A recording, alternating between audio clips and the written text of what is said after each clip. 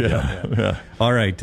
Interesting conversation with Skip Holtz there. All right, Brownie, real quickly, any TV times or any NFL schedule leaks or anything that you think are noteworthy here? Again, our friends at Bud Light, easy to drink, easy to enjoy, bringing you our great show here. We love them so much. I just don't know how they've got anything left to announce once they get to the actual announcements. Because talking about the NFL? Yeah, I mean, Vikings-Packers, September 29th is a Week 4 game in Green Bay. It's like, and I don't follow people from every NFL market, but I'm seeing these people retweeted, like all these local, somebody in the team leaks this to these people, obviously, for some reason. I'm waiting until after the show, but there's a couple of people I follow for the Buccaneers. I bet some of this stuff is leaking out as I speak for the Bucks as well. Yeah. By the time like I said to start the show, by the time we get there tonight, you'll know it. We'll know the whole schedule. Yeah, I mean, the NFL lets some of their partners leak stuff, like NBC, that first game.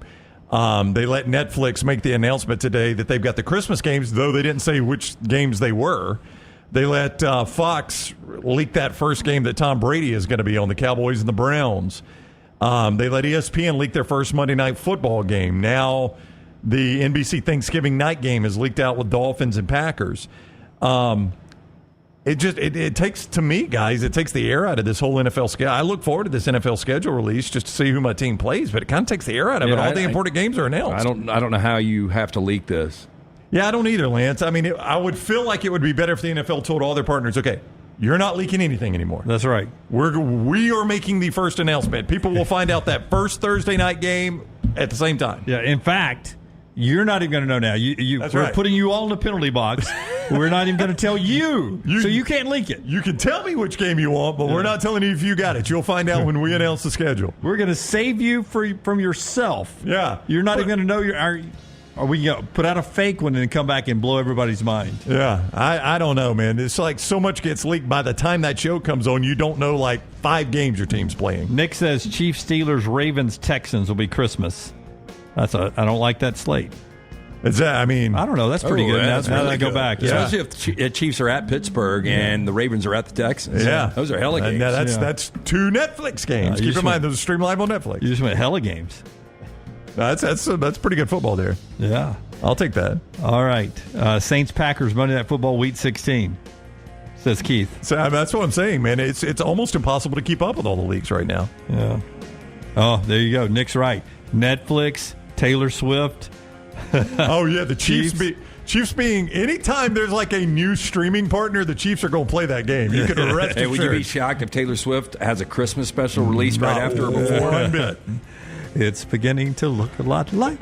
That's our show today. Don't forget all the other podcasts, Uncorked, the Pennant Grace, the Meltdowns, 2 o'clock today. I'm on that with them, playing a little trivia. War Down Pods, Roll Tide Pods. Go like, subscribe, all that stuff. We're back with you tomorrow at 9 a.m. Central. Until next time, God bless you and God bless America.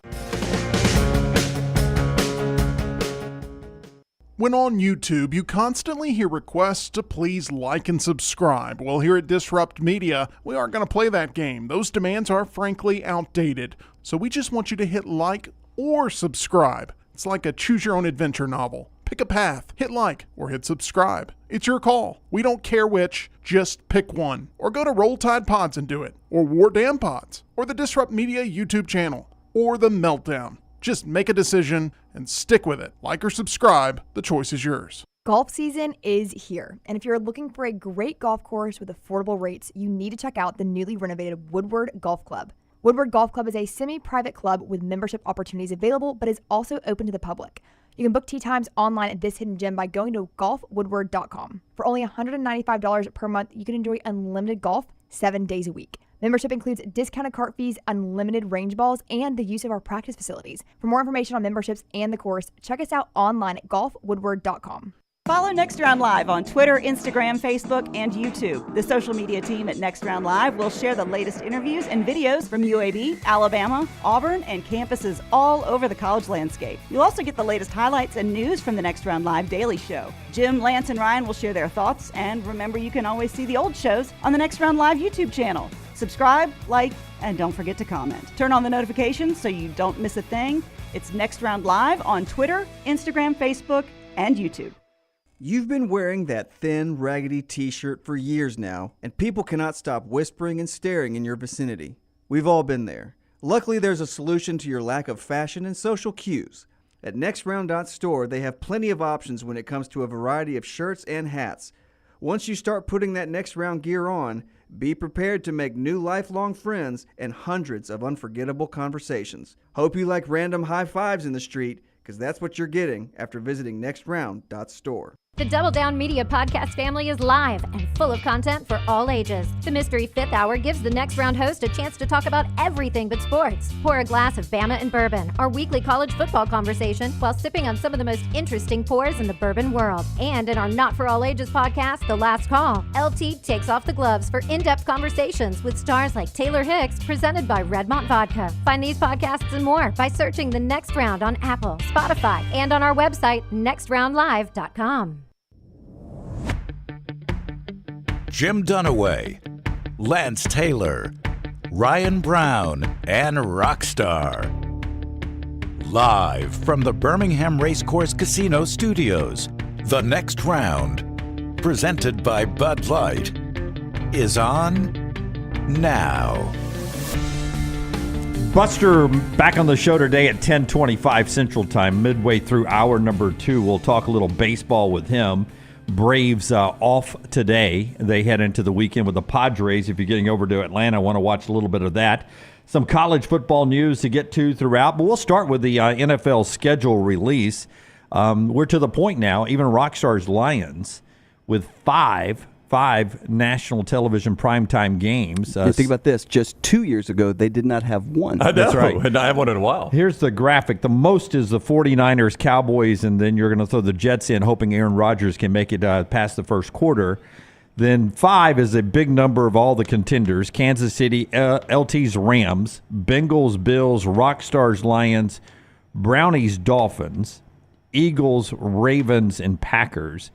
To the 4 line, surprisingly, the Buccaneers, 2 Monday night games and 4 primetime games. That's shocking. It is. It absolutely is. The Falcons are there, too, surprising as well. With Kirk Cousins coming over, I think they deem the Falcons with the young skill. I think they think that's going to be a pretty exciting team. We'll see. Meanwhile, down at the bottom, Carolina with 0. 1 line up from that, the New England Patriots. How far have they fallen to where they have 1 primetime game?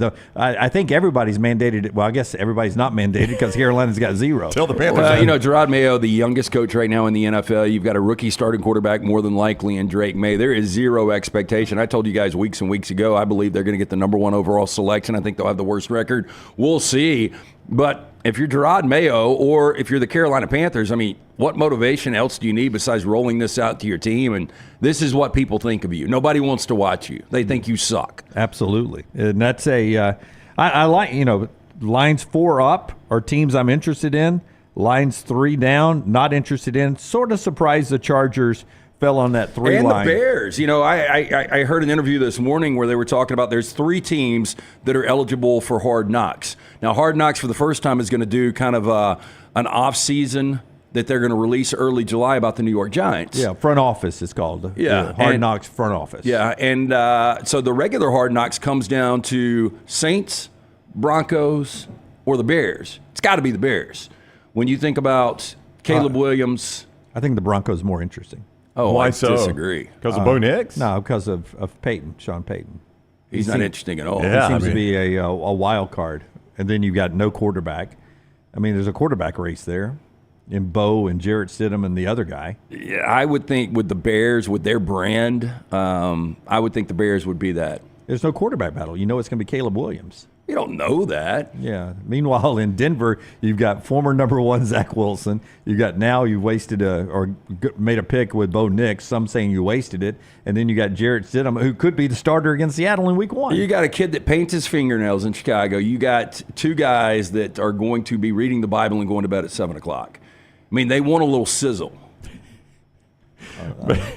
Denver for me, Chicago for you. I go steak on it. I don't want to go steak, but Saints is the other one? Saints is the other one. That one's not interesting. Yeah, No. zero interest. I mean, unless you want to walk around Bourbon Street with Yeah. the filth of the world. Keith points out the Chiefs, and I don't know that this is a first because of the COVID year, but the Chiefs have a game on 6 different nights.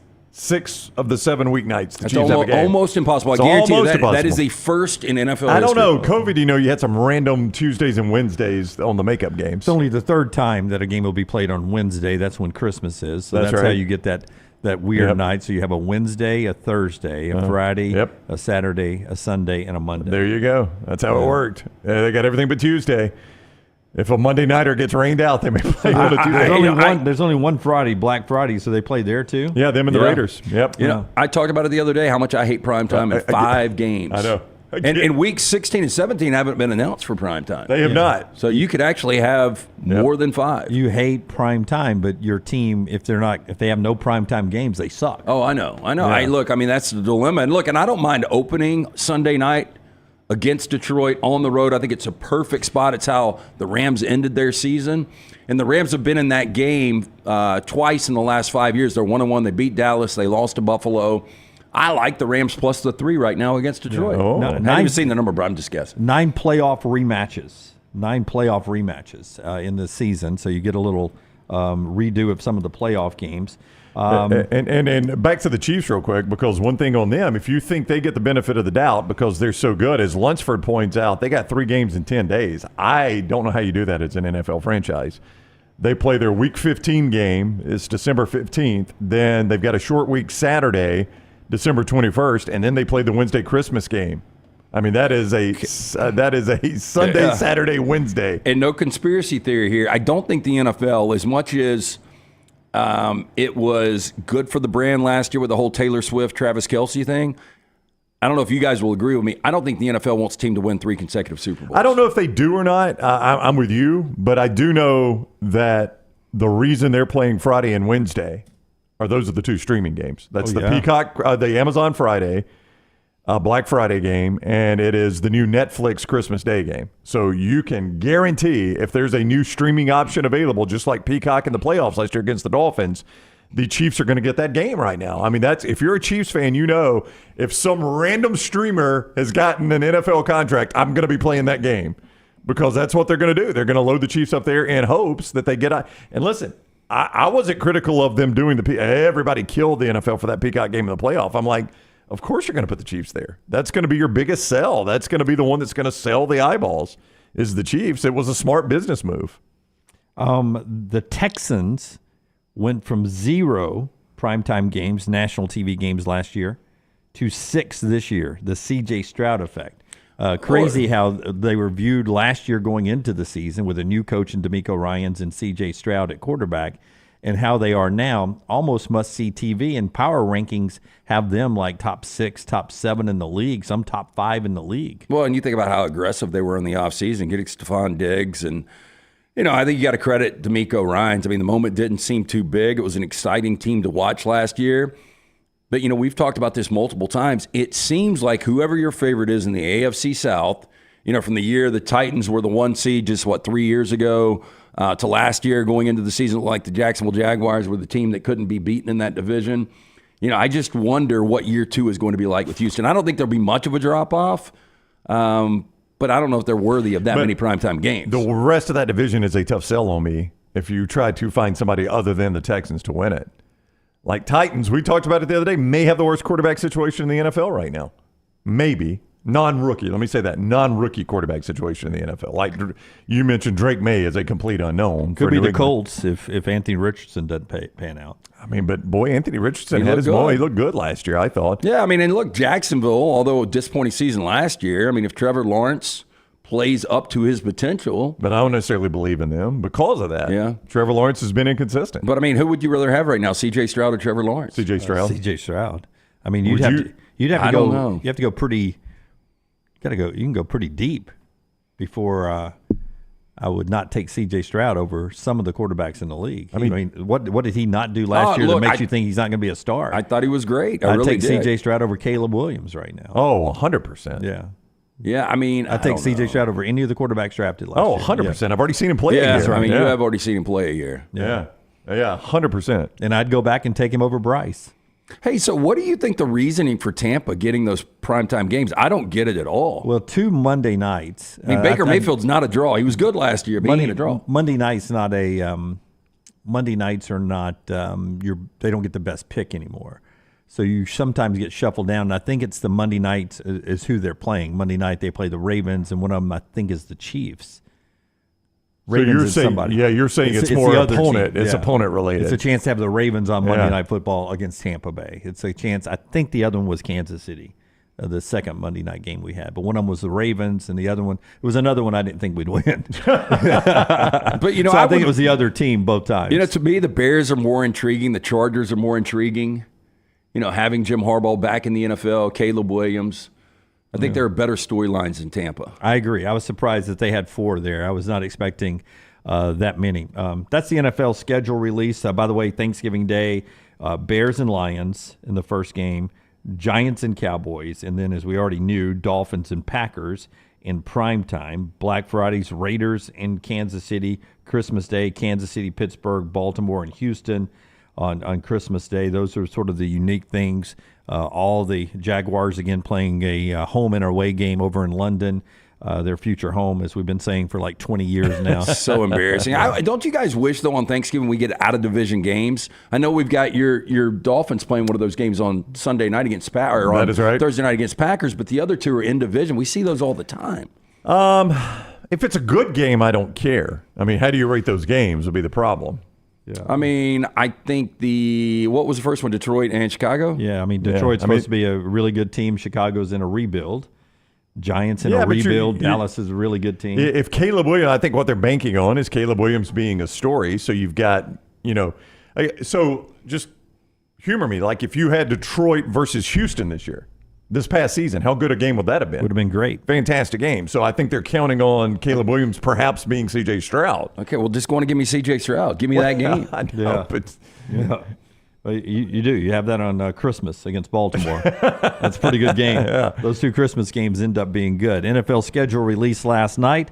I hope you enjoyed that. If you watched it, I tried to watch the first part of it, and it's a hard watch when it's a lot of games. I was heading to a meeting yesterday, and Brown sent me a text. He's like, hey, do you see we're playing on Monday Night Football? And I'm like, I wanted to watch schedule release. Oh, I'm sorry. I just went on. No, I went on and texted LA Rams schedule, and the entire thing was ready. Yep. Yeah. I mean, I saw it 3 hours before the show was on. The entire Dolphins schedule was out. Dates, times. Got to do something about this. Monday Night Football, Sunday Night Football, everything. There was zero intrigue in it. Some more television conversation here after I tell you about our friends at Storm Restoration Roofing. Go down memory lane here, or we'll be old men yelling at clouds, however you want to be. But Storm Restoration Roofing, you don't want to be able to see the clouds from your bedroom or your living room. If you got a bad roof, that could happen.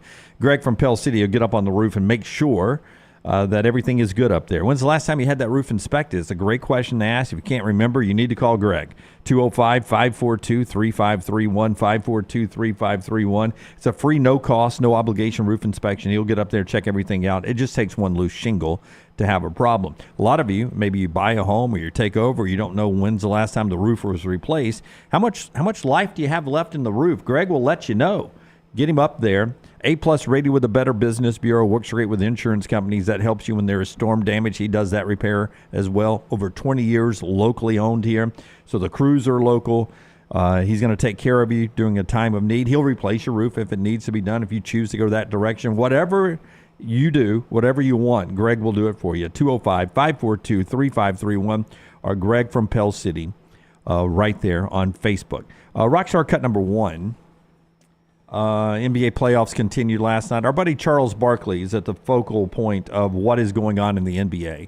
And I'll let you hear what he says on Chicago's ESPN radio, ESPN 1000, I think it is, up there in Chicago. What he said here about the future of the NBA on TNT. If you're not familiar, it's a window now where contract negotiations are going on. NBC is battling to take over TNT's part of the NBA broadcast. So you could end up with ESPN, ABC, Amazon, and NBC broadcasting games in the future. So Charles Barkley on Waddle and Sylvie on Chicago Sports Radio gets asked about the future of Inside the NBA, the show with Charles Barkley, Ernie Johnson, Shaq, and the gang. Here is Charles Barkley. Am I concerned? 100%. What can you tell us about the future of Inside the NBA and what direction you think it's all headed? We have zero idea what's going to happen. We might lose it. I feel so bad for the people I work with. I mean, it is brutal. I mean, it is flat out brutal. Everybody's scared to death. But this is the first time during the exclusive window we did not re-sign in advance. So I will tell you this, it's very stressful for the people I work with. And I wish I could give you an answer. We might lose it. I don't know. It's 50-50 that we lose our part to NBC. Am I concerned? 100%. Because as much as we have been partners with the NBA for, I think, 40 years, you would think if it was close in a bidding war, we would get the benefit of the doubt. But clearly that's not happening. So to answer your question, they're scared to death over here right now. I feel so bad for the people I work with. Yeah, and when Charles says that, he's speaking very much about camera people and all the people that work in the studio with him. We've had conversations about how close-knit that inside the NBA family is. Not necessarily Ernie and Kenny and Shaq and him. They're very close. Ernie will stay at Turner. He's a lifelong Turner employee. He'll stay there. And Charles basically has said in other interviews, if it's not Ernie and all of us, we're not doing Inside the NBA. It'll be a different show. Charles, according to insiders, on the open market, he's got an ability to get out of his contract if they lose the NBA. On the open market, the contractual battle between ESPN, Amazon, and NBC likely would push Barkley's annual salary. Starting bid would be between $18 and $20 million a year, is what it would take to just get into the bidding for Charles Barkley's services at age 61, according to insiders, if he hits the open market. I mean, I don't think anybody would disagree. He has become one of the best over the last decade. Plus, you heard him say over and over, I'm concerned for them. He's not concerned for him because he'll make as much money as he wants. He's got enough money that he could retire right now. His family doesn't have to worry about anything at all. I think your betting favorite right now is NBC. I think NBC is ultimately going to get this. I think it is a sad moment for the NBA. Well, we used to love the NBA on NBC, though. But isn't that they weird? sold the song to Fox, though. I don't know that they could still use that. No, wait a minute. I think it was Fox. Yeah, that John one. Tesh. Yeah, John Tesh's song. Yeah, they sold it to Fox. Fox uses it for college basketball now. College That basketball, was, yeah. I don't know if NBC still has the rights to it for the NBA. That was pre this show, though. Oh, yeah, I think it's been this show, forever. for a lot of people that are just borderline marginal NBA fans, this is what makes them watch the NBA. Oh, I told Brown, I don't watch the games. I tune in. Yeah, to watch I see the more of last that minutes, show. Yeah, last minutes of halftime and games to watch. I mean, the really, show. if you really don't care about the action, I mean, they're going to tell you everything that went down, and then they're going to add their personalities and comedy to it. I mean, what's going to really suck? I mean, it's going to be hard for Barkley to walk away from that kind of money.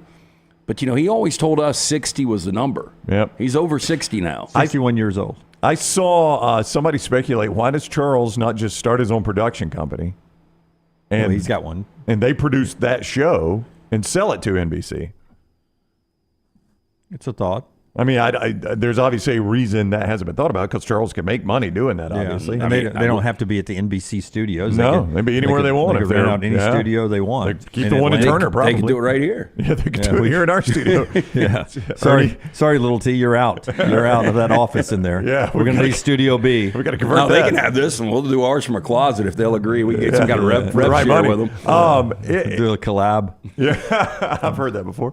The problem is, like, if you tried to recreate that show, and that's what I would fear is like. So first of all, as you said, Ernie has said, I'm Turner because he still does other things for Turner, including Major League Baseball postseason. So he clearly likes that.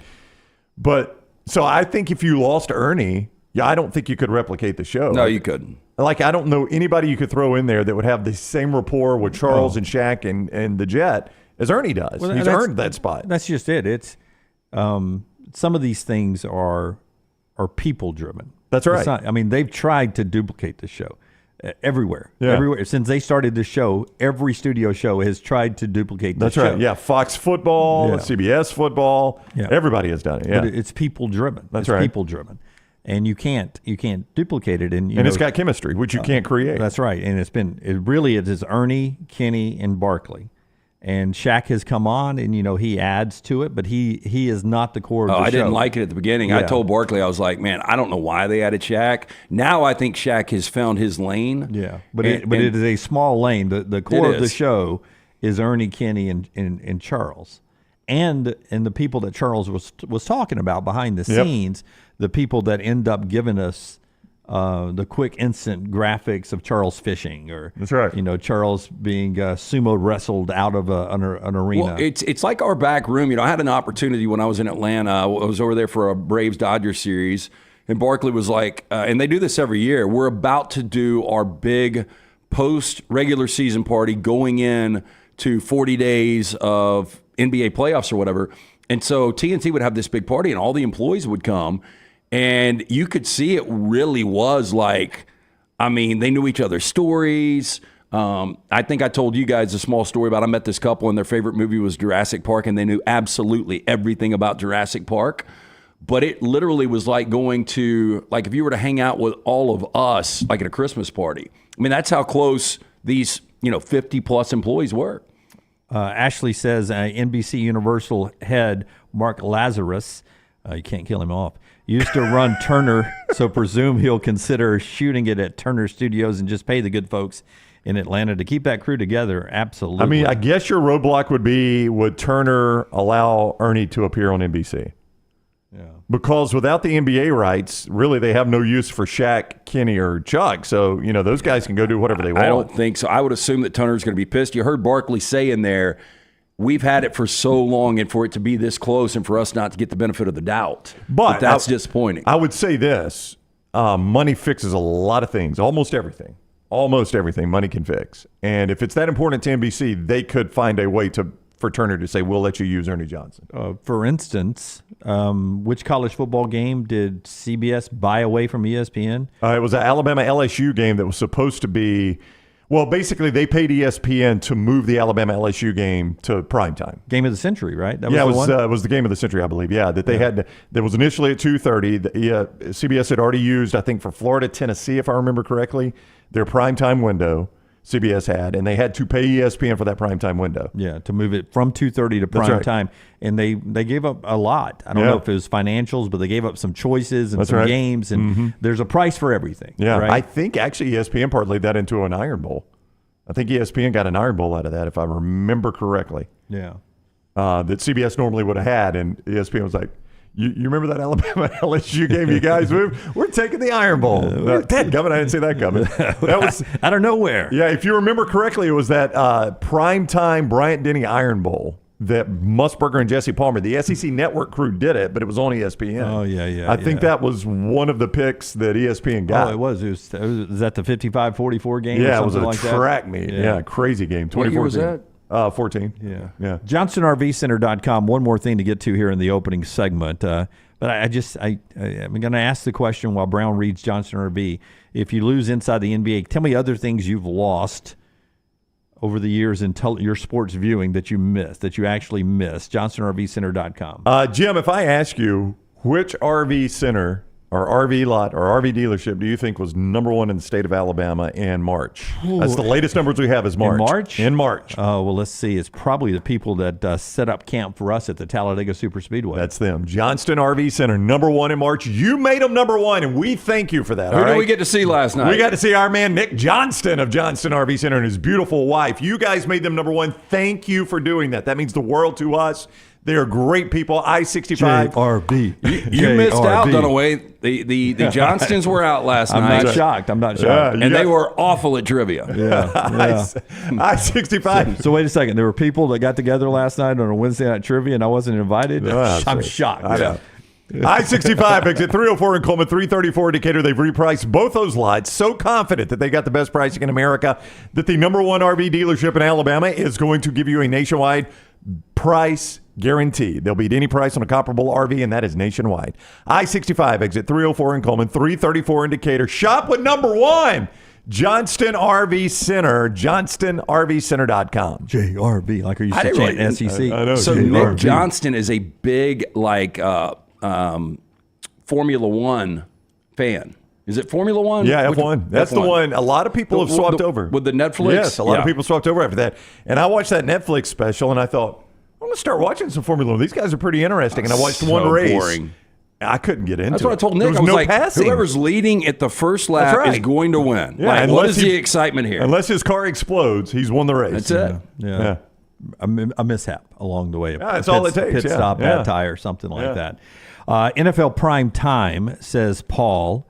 Keith says the Braves on TBS. You Braves fans are struggling like a lot of baseball. Boy, be are able they. to watch your team. That is Poor so sad. EG, who's in her early 20s, had to listen to a game on radio the other night. I'll tell you what I miss. We got Ozzy Albies up to bat. There was something about Sunday baseball with Joe Morgan and John Miller. Oh, yeah, Sunday Night Baseball. Yeah, you never. So some of this, I think, is like comfort voices. Yeah. Like you think back on that. Like John Madden and Pat Summerall. I mean, there was something about Sundays watching those guys back before. I mean, Madden was one of the first big personalities. Yep. Can I give you one that I liked in the moment? This is not just like I remember it fondly now. I liked it in the moment and hated to see it go. And it actually kind of comes full circle because it has a TNT tie-in. When the Sunday night crew was Mike Patrick, Joe Theismann, and Paul McGuire. You remember that game? Oh, yeah. Yep. And I think they started on TNT, actually, for Sunday nights, and then it moved to ESPN. And I really, really liked that crew back in the day. They were fun. They just had crappy games. They It was did. before the Sunday game. The Sunday night was the worst game. Yeah, I think sometimes, they got the last pick. Yeah, It it'd be seemed like 4-12 Saints. Yeah, I think the taking year was- on the 3-11 Buccaneers. It was like 92 or 93, and I remember watching this at Bethany's mom's apartment, Old Hunters Point, on like a 12-inch TV. But it was Sunday night, your Bucks and the Rams, the old sombrero. And the Rams were down 28-0 at halftime and came back at 131-28. But they were on the Tampa Bay. call. Yeah, that was a fun crew. I remember liking it in the moment. I cannot remember who did sidelines for them. But that was just a really good booth. And Andrea Kramer, maybe? I think she did. I think you're right. I think you're right. Yeah. Paul, I do miss Brent Buntsberger doing college football games, the radio voice now of the Raiders. Way back in the day, I don't know why. I mean, I get it on the ticker now constantly, but some of you are old enough to remember, before you had the constant ticker, when Keith Jackson were doing games, they'd show a play, and then they maybe show another play, and then all of a sudden you start getting a couple of scores at the bottom while they were huddling up. We don't have huddles anymore, so you couldn't do this. But you didn't have the ticker, so it'd be like, oh, Penn State has scored now. Yeah. They lead Nebraska 14-10. That was the worst when you gambled and like you didn't have a way to find out scores outside of that. And you're baited to the TV and you're waiting for that score. And the worst was when you realized your score just passed and you didn't get the score, and there was no rewind then. You had to wait for everything to cycle back around. On the ticker at that point. point. On the ticker, everything had to cycle back around. This is pre-ticker, and Ron Arledge knew, because of gambling, knew what he was doing. When he started putting the scores up at the bottom, he knew it also kept the audience there for that. Oh, Lehigh now leads it 20-19. Laura brings up, how would Cosell? How bad would that guy be hated right now? Oh, they would hate tremendously him. hated. All right, a little down memory lane broadcasting-wise here in the opening segment. We'll jump to some other stuff. Hydra Live bringing you the show today. Our friends at Hydra Live getting you ready for any big weekend or coming off a big weekend. They'll get you back on the right side of hydration. Yeah, IV therapy, B12 injections, cryotherapy, compression therapy, all under one roof. Turnkey from our friends at Hydra Live Therapy. You can boost your immune system with Hydra Live Therapy, IV therapy treatments, packed with nutrients to increase energy, reduce stress and anxiety, boost your immune system, and much more. Ask about the memberships at Hydra Live Therapy. You're going to recoup your membership fee in just one visit. Hydra Live Therapy, open 9 a.m. to 6 p.m., 2 locations. The original in Homewood, newest location 119 in Greystone. For more information, hydrolifetherapy.com. Make sure you mention the next round when you're in one of those 2 locations. 20% off all services from our friends at Hydra Life Therapy. Everything Alabama, all the time. Subscribe and set alerts at Roll Tide Pods on YouTube and wherever you get your podcasts. Stop by the New York Butcher Shop and pick up the finest in certified Angus prime beef steaks and burgers, premium pork chops, ribs, and all-natural chicken cut to order just for you. Their chef-prepared entrees and side dishes are the perfect dinner-to-go choice for your family and are ready to heat at home. With a great selection of fine wines and desserts, the New York Butcher Shop is your one-stop dinner shop. 2 locations to serve you, Cahaba Heights and on Highway 119 in Greystone. The New York Butcher Shop, rare quality, well-done service. Hey, Lance Taylor from the Next Round to tell you about my friends at Michelson Laser Vision, located conveniently UAB Highlands. Almost 20 years ago, I went in for the procedure. Only took 12 minutes for both eyes. When I went in, I had 2200 vision. I was legally blind. Now I have 20/15 vision, still 19 years later. Make the call today. Schedule a hassle-free consultation. 969-8100. Dr. Mark Michelson, Dr. Jen Michelson, Michelson Laser Vision. Make sure you tell them the Next Round sent you. 969-8100 or MichelsonLaserVision.com. Every day, someone is ridiculed and mocked for the clothing they chose to wear. It's a harsh reality we all must face.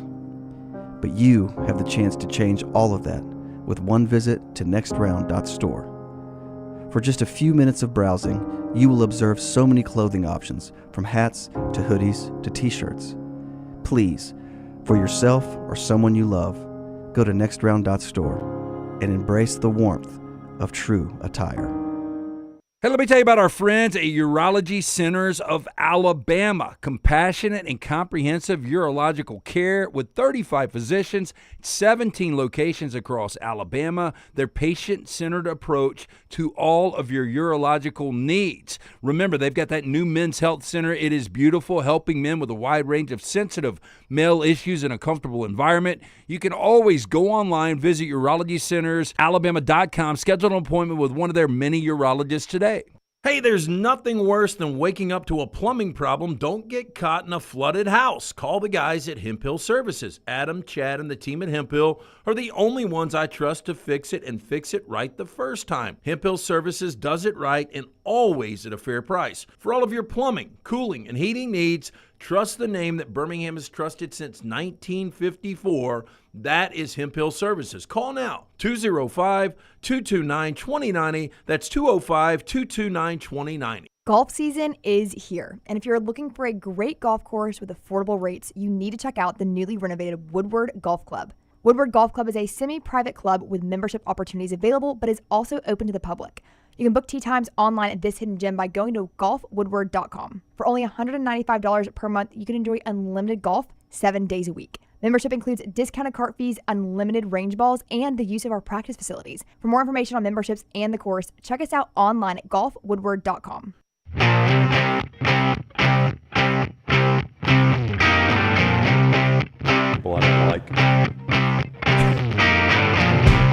Some adjusted win totals in college football in this segment. I want to tell you about Dabo Swinney first. Dabo Swinney yesterday made a quote on ACC PM. Our friend Taylor Tannenbaum co-hosts that show. And they were talking to him about having zero portal. The stat I gave you a couple of weeks ago here, only Army, Navy, Air Force, and Clemson. Insane. With no portal entries. And he made the quote where he said, technically, every player is a portal player. In fact, we're just bringing in 25 players that are portaling from high school into college. The only thing worse than Dabo is when Dabo talks down to us. I wonder if he was having success. Would we not admire him for doing it this way? But we don't know that yet. I mean, I think it's too early to say. I think he's missing the boat badly here, only because I look at all the other successful coaches that are. But you can't say that Kirby Smart has been super involved in the transfer portal. No, he's lost guys in it, but I mean, Kirby. He's kind of recruited his guys and kept us to a certain extent, not as much as everybody's been involved in it. Saban did too. Yeah, but Nick Saban was pretty heavily involved in the transfer portal. I'll tell you, the biggest problem is Dabo has missed on a lot of these recruits. Like he was quarterback has been big. Yeah, and receivers, skill altogether. Will Shipley was supposed to be the next, ETN, and he never was that guy. He was really good, but they've missed on skill. And, you go back to, 2015 through 2019, and they were completely dominant.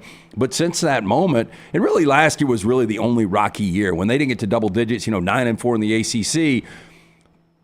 I think it's a big, big year for Dabo. Not like the guy will never be fired. He can leave whenever he wants. But I'm talking about as far as like his legacy, if it's going to continue winning championships, like Eric McLean told us a couple of weeks ago, this year is big. More on that in a second. But the win total's 9.5. I feel like he goes over that. Why do I feel like he goes over that? Well, because of what I told you yesterday is you look at their schedule and you're like, once they get past that Georgia game, which is going to be a difficult game for them, it's not at all crazy that sometime mid-November you're like, holy crap, Clemson's a one-loss team. Now, it depends on a little bit what you think about Florida State. That's, a tough game for them. But I just, everybody, and I believe this, trust me, I believe that, Dabo, that you can't win in major college football without being active in the transfer portal. I just don't think you can do it. I mean, there's a reason every coach does it. Yeah. Some do it to varying degrees. Now, again. Now, Dabo did say in the same interview, Brownie, that they had interest in guys. Those guys just didn't love them back. That's right. Lane Kiffin is on one end of the spectrum, and Dabo is on the other as far as major college football coaches go. You can't say that Lane Kiffin's theory is 100% work, can you? Lance points out all the time. What big game has he won? No, but I think those, we brought this up yesterday with Ole Miss's fan base. If they don't get to a college football playoff this year, it's a massive disappointment. Same for Clemson. Clemson used to be a fixture in a 4-team playoff. If they don't get to a 12-team this year, massive disappointment. But back to that Georgia game, if they were to win that game, watch out. Because, I even look at it, I think that's a loss, but I think they've got maybe one loss. I think they're 10-2, and I think because of the brand, I think they're in the college football playoff I would year. agree with that. We're gonna discuss what we talked about yesterday with Josh Pate. You brought it up a little bit later in the show. What is the teams that are college football playoff or bust teams? We mentioned Ole Miss being one of those. Clemson probably is one of those as well. Brown. But I'm just saying, I think you've got to at least, if you're going to, have this discussion and be intellectually honest, give Dabo, and I don't know when you want to start it and end it. That's up to you. But give him a 4 or 5 year window of treating the transfer portal the way he has to judge whether or not his approach worked. You can't just say, now, again, I believe it's not going to work. But you can't say he's an idiot for not doing this. Guys, if he goes and he wins the ACC and gets in the playoffs and plays for or wins a national championship, you can't say he's an idiot for not doing this, can you? No, you can't. Here's some win totals from the Action Network that have been adjusted. These usually reflect all over our board, including our friends at mybookie.ag. We'll get to that after Michelson Laser Vision. LT, tell us about the great folks at Michelson. Yeah, make the call that I made more than 2 decades ago, 205-969-8100. Ask for Amy. Tell her the next round sent you. Ask about that pre-inflation pricing, everything going up right now in price. Not LASIK at Michelson Laser Vision. Again, I had the 2200 vision. I was legally blind without the aid of contacts. I now have 2015 vision, better than 2020. Make the phone call that I made, 205-969-8100. Dr. Mark Michelson, Dr. Jen Michelson, best in the business. Call today or go online, michelsonlaservision.com. So here is the deal. LT pointed this out earlier this spring, and I think Brownie and I both agreed with him on the air. But LT believes, and I think we all agree, back me up, Brownie, I don't put words in your mouth, okay, that we do not think there will be an undefeated team in college football this year. The scheduling is just too tough. By the time we get through the 12-game regular season, do you think we have one unbeaten team? The win totals sort of reflect that. That's why I'm going there. Ohio State worries me a little bit. Is the best chance? Yeah, if I were going to bet against that, I mean, Ohio State, I think Georgia's got as tough a schedule regular season-wise they've had in a very long time. Yeah, I think Ohio State's got 2 tricky road games at Oregon. I do believe Ohio State will win that game, and then they've got to go to Penn State. But I think the safe bet moving forward is there are no undefeated teams. Okay, so and reflected because we've seen Alabama, Georgia, Ohio State before be 11.5 on the win total on a 12-game schedule. We've got none of those this year. Georgia, Notre Dame, Ohio State, Oregon, and Texas are all 10.5. I'll start with Notre Dame, LT. 10.5 there with Notre Dame. That's a big bite of the apple to go over 10.5. I'd take the over. I think you would take the over on 10.5? Mm-hmm. When you look at Notre Dame's schedule, we always look at it and we're like, damn, that's a pretty tough schedule. Not this year, Not to be in the SEC. But, if they are to get by Texas A&M in week 1, I think Notre Dame is 11-1. And I think they're in the college playoffs. Yeah, easily in the college football playoff. They may not, and I pointed this out yesterday. Because the only time they're going to be an underdog outside of that would maybe be in the Coliseum against USC to end the season, depending on where USC is. They're going to play Texas A&M, who may be in the top 25. They're going to get Louisville, who at the time they play Louisville might be ranked. If Louisville starts ranked, they will be ranked. They're going to get ranked Florida State. That might be the only ranked teams they play all year. I mean, the rest of their schedule is NIU and Purdue and Miami, Ohio and Stanford and Georgia Tech and Navy and Virginia and Army. Yeah, at most, they're going to get 4 ranked teams this year. Yeah. If everything goes right for those 4 teams. Yeah, that is such a favorable schedule for Notre Dame. I think I'd actually take the over 10.5. Yeah, if I'm a Notre Dame fan, Marcus Freeman, year 3, Riley Leonard coming over, I fully expect to be in the college football playoff. Ohio State, Oregon, 10.5 each out of the Big Ten. Georgia, 10.5 each out of the SEC. And then there's a boatload of 9.5s. Georgia and Texas, those are the 10.5s out of the SEC? Yeah. Okay. Then the 9.5s. And this, we've said this before when we talked about win totals. This is sort of the cut line for the playoffs. 10 wins, you're in, and no, you're not on the other side unless you win your conference championship. Alabama, 9.5. Clemson, 9.5. Florida State, 9.5. Kansas State, 9.5. LSU, 9.5. Miami, 9.5.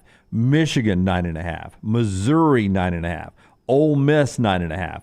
Penn State, 9.5. Tennessee, 9.5. Good grief. Utah, 9.5. Who's not 9.5? Name the ones that are not. Kansas State, Miami, Missouri. Those are the only 3 in the group you named that if I'm one of those fans, I could stomach not making the college football playoff. That's funny you said that because 2 of those, who did you say Kansas State? Kansas Missouri? State, Miami, and Missouri. No, not Miami. Did I say Miami? I think you did. Yeah, Kansas State, Miami, and Missouri. Okay, since you keep going back to that, let's go ahead and do that now. Then playoff or bust. Playoff or bust. So you say of the teams we've named, Georgia, playoff or bust. I can't even. Can you imagine if they missed a 12-team playoff? 100% playoff or So bust. Notre Dame, playoff or bust. I'd say 100%. Yeah. Obviously, Ohio State, playoff or 100%. bust. I mean, Georgia, Ohio State is national championship or bust. Yeah, I'll tell you pretty this, much, yeah. And I don't think this is going out of limb. If Ryan Day doesn't get to a college football playoff this year in a 12-team playoff, he's out.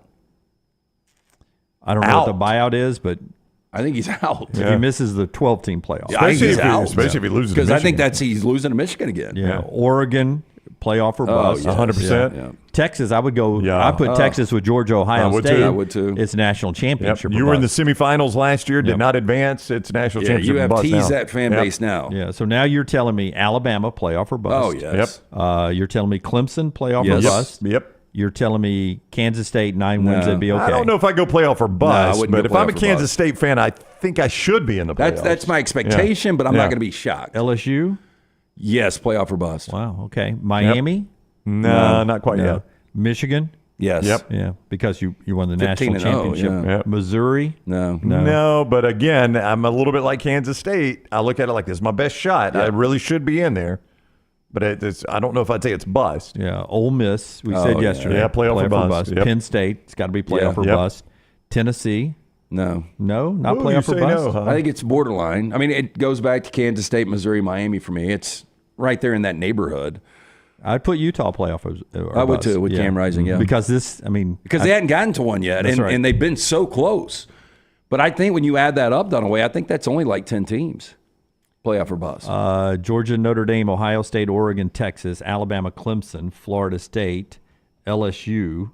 What'd you do in Miami? No. You did Michigan. That's 10. Yeah. You did Ole Miss is 11. Penn State is 12. Utah's 13. Well, we got a 12-team playoff. Only one team's disappointed. I don't think Florida State fans will be disappointed. So I would put them on the other side. It's not playoff or bust for Florida State. They've lost a lot. You know, they got there, or they should have been there last year. They were really upset. They think they were robbed. If they don't lose Jordan Travis, they do get there. But I don't think the expectation is Florida State getting to a 12-team playoff. They got DJ from Oregon State, 5 Alabama players. Do I remember that right? Something like that, yeah. They did a lot in the portal, and they felt like they should have been there last year. Some of you over there like it's now or never, says Chase for Ole Miss. I don't know if I'd go now or never, but, I mean, Lane Kiffin has built this into a team where back-to-back 10-win seasons, which you don't do often at Ole Miss. He's rated the portal. You're paying him top 10 money easily. I mean, if I'm an Ole Miss fan, I'm like, we have given our coach everything we want, or everything he wants. We're paying him to be a top 10 coach. It's time to be a top 10 coach, and a top 10 coach makes the playoffs. After seeing the Hunter Henry lateral, I was convinced that Ole Miss would never go to Atlanta. Right. If they don't get to a college football playoff this year, I'm almost convinced they're never going to get there. Really crazy here, and I'll throw this stat out before LT tells us about the Inverness Country Club, and a great opportunity for those of you that are looking for a place to swim or play pickleball, tennis, golf. Inverness Country Club, more on that in a second. But Royal Payne brings it up. Don't forget, Big Ten championship game is harder now, and it is because there's no divisions. Well, so is the SEC, yeah. Yeah, but keep in mind that the last 3 years and 4 of the last 5 years, we would have gone Ohio State and Michigan back-to-back weeks in the Big Ten. I don't know if we'll get to the back to the situation anytime soon where Alabama and Auburn are the best in the league at the same time. Obviously, Georgia plays Georgia Tech in their final game. Texas and Texas A&M, I don't know if they'll ever get up to final game and they roll right into the SEC championship. But you can see in the Big Ten where Michigan and Ohio State could go back-to-back weeks several times. They would have done it 4 of the last 5 years. And I'm a bit torn in this, in that I like that setup for a conference championship game much better, where you're getting the 2 best teams in the conference. But I also don't want to see Ohio State, Michigan play back-to-back weeks. I just don't. Even bring it more closer to home. Do you think in the next 10 years we'll see an Alabama-Auburn SEC championship game? Yeah, that was what I just said. Ken, historically, I don't know why this was the case, but for a long period of my life, Auburn and Alabama never go at the same time. Yeah. That changed a little bit here during the Saban and Gus Malzahn time, because Alabama won it in 9. Gene Chizik wins the national championship in 10. 11-12 was Alabama. Bama was still good in 13, but Gus takes them to the national championship game. There have been moments in 2017 when Auburn beats Alabama, but Alabama wins the national championship.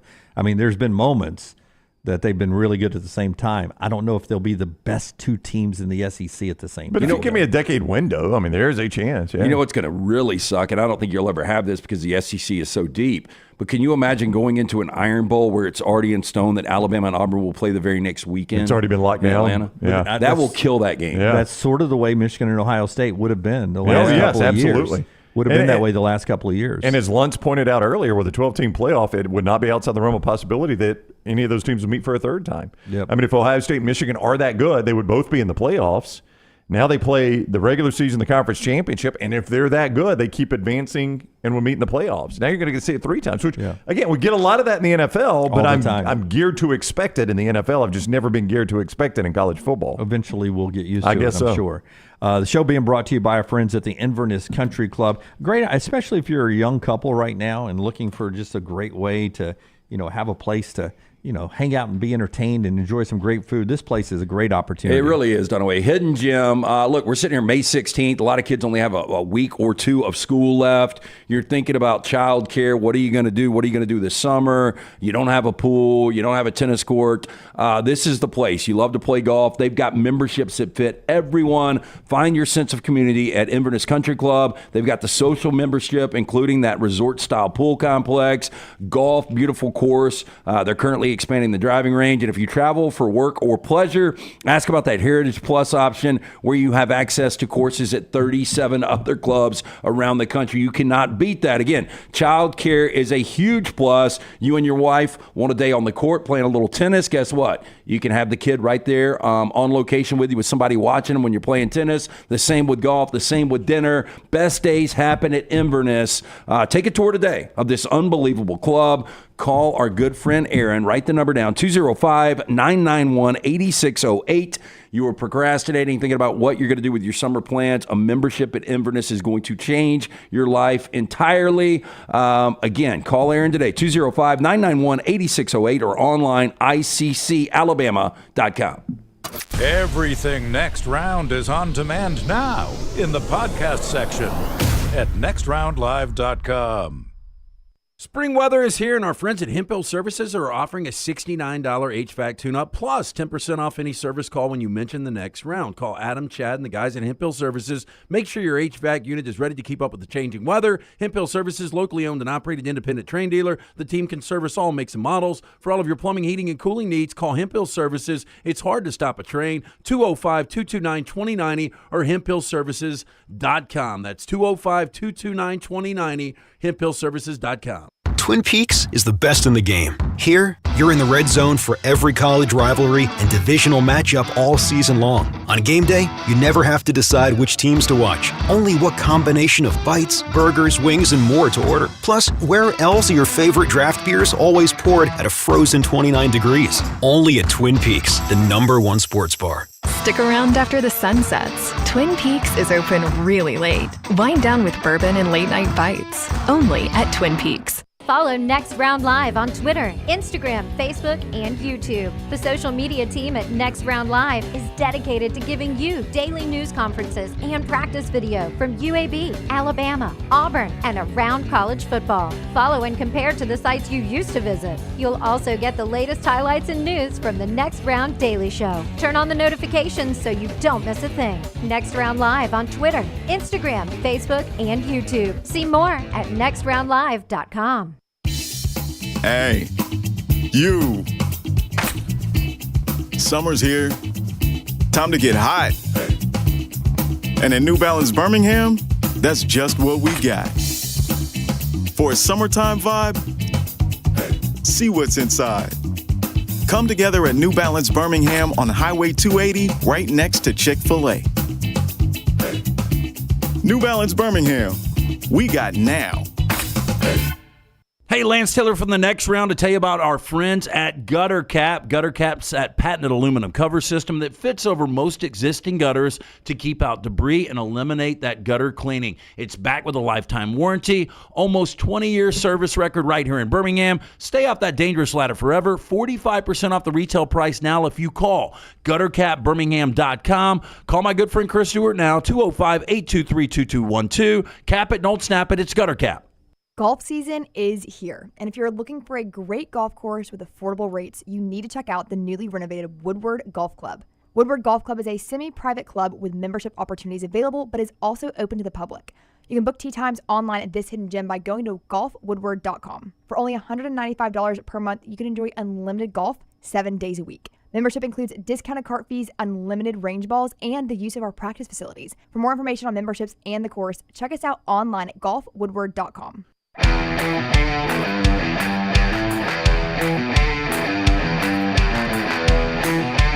Last night was trivia. I wasn't there, so I'll get the chance to ask the question. What was the question last night? Which came first, Mark Zuckerberg or New Coke? How old is Zuckerberg? So I told you this 2 days ago, and I told people, I said, look, if you listen to the Next Round Daily, you'll learn basically half of your trivia question. That's true, yep. But I guess you don't listen, do you? How old is Zuckerberg? He turned 42 days ago. He was 42 days ago. Yeah. One of my favorite things is Let's expects you to remember the age of all these celebrities he brings up. I never remember their age. Well, I mean, I thought the interesting thing was he was 40 because we did a big poll question. George Lucas was twice his age at 80. Just would have thought that would have jumped out. Remember the things that I say on the show, sports-wise, that you'll say, 2 days later, like, hey, you haven't talked about this, blah, blah, blah, blah, blah. And I'll be like, yeah, we actually did 2 days ago. So there are things that over but the you course looked at me and you're time, like, I can't believe Zuckerberg's just 40. No, I do remember saying that. I couldn't remember the age. I think I remember New Coke was 1982. 1982. So I'm going to go New Coke, slightly older than Zuckerberg. I remember New Coke really well. New Coke was April of 1985. Zuckerberg, May of 84. So Zuckerberg came first. These are little things you learn when you go to Odie's Team Trivia. We do it every Wednesday night. The original location in Crestline.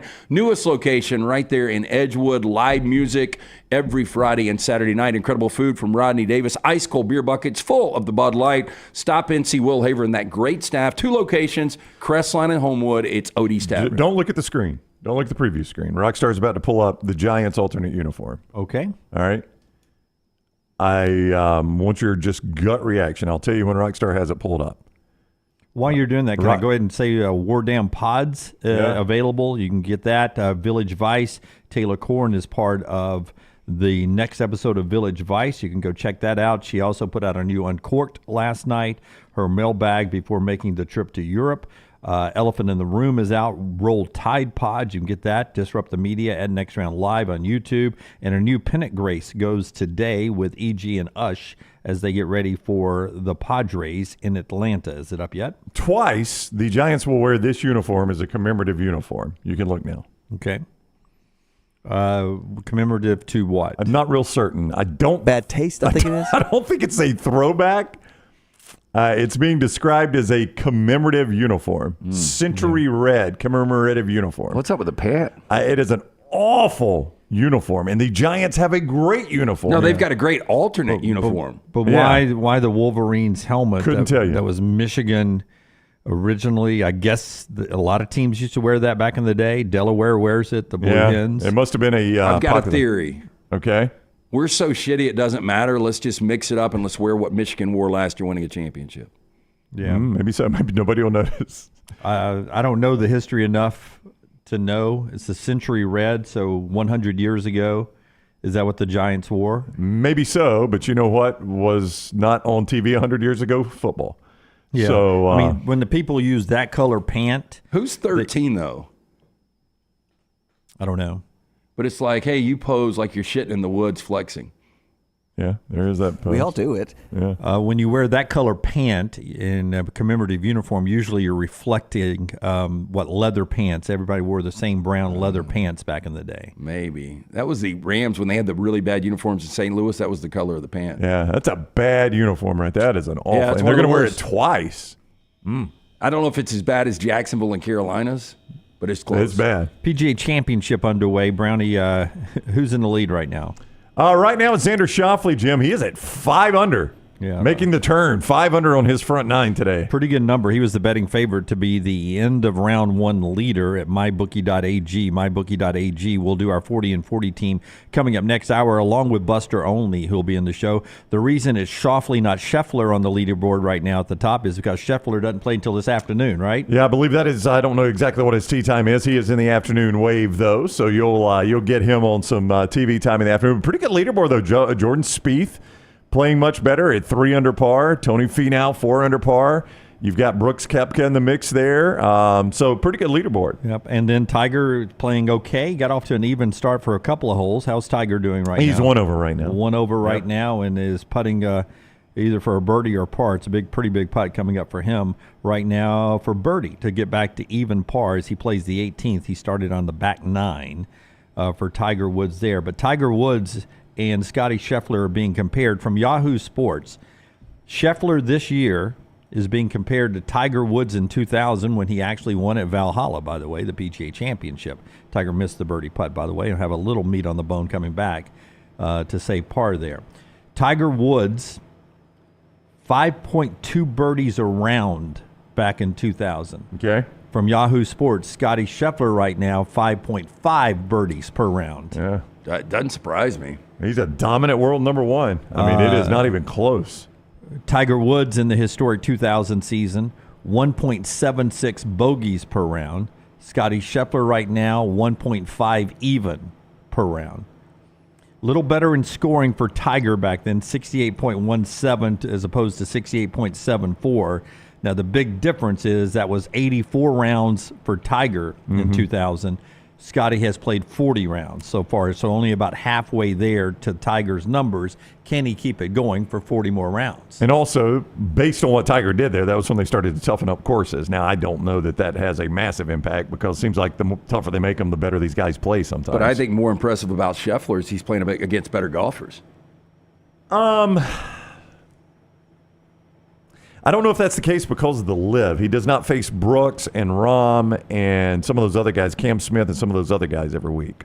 Well, I mean, he is this week. Well, he is this week, but these are all rounds, right? This is not just majors. Oh, it was all rounds. Yeah, so this is all rounds. So week to week on the PGA Tour, it's good competition. I don't know that I'm ready to say it's 100% better than what Tiger faced. Yeah, so the PGA Championship rolls on. ESPN coverage later today, ESPN Plus.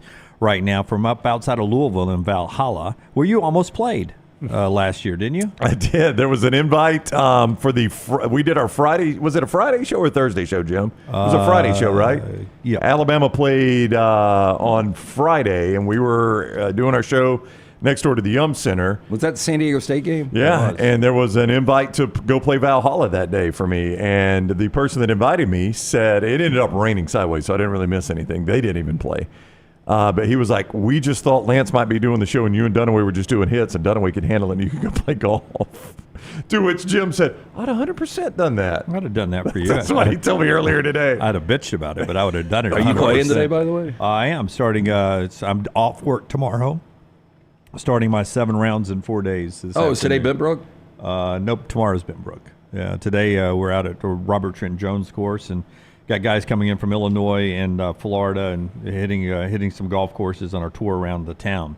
Washington has kicked off running back Tybo Rogers. He's charged with rape now.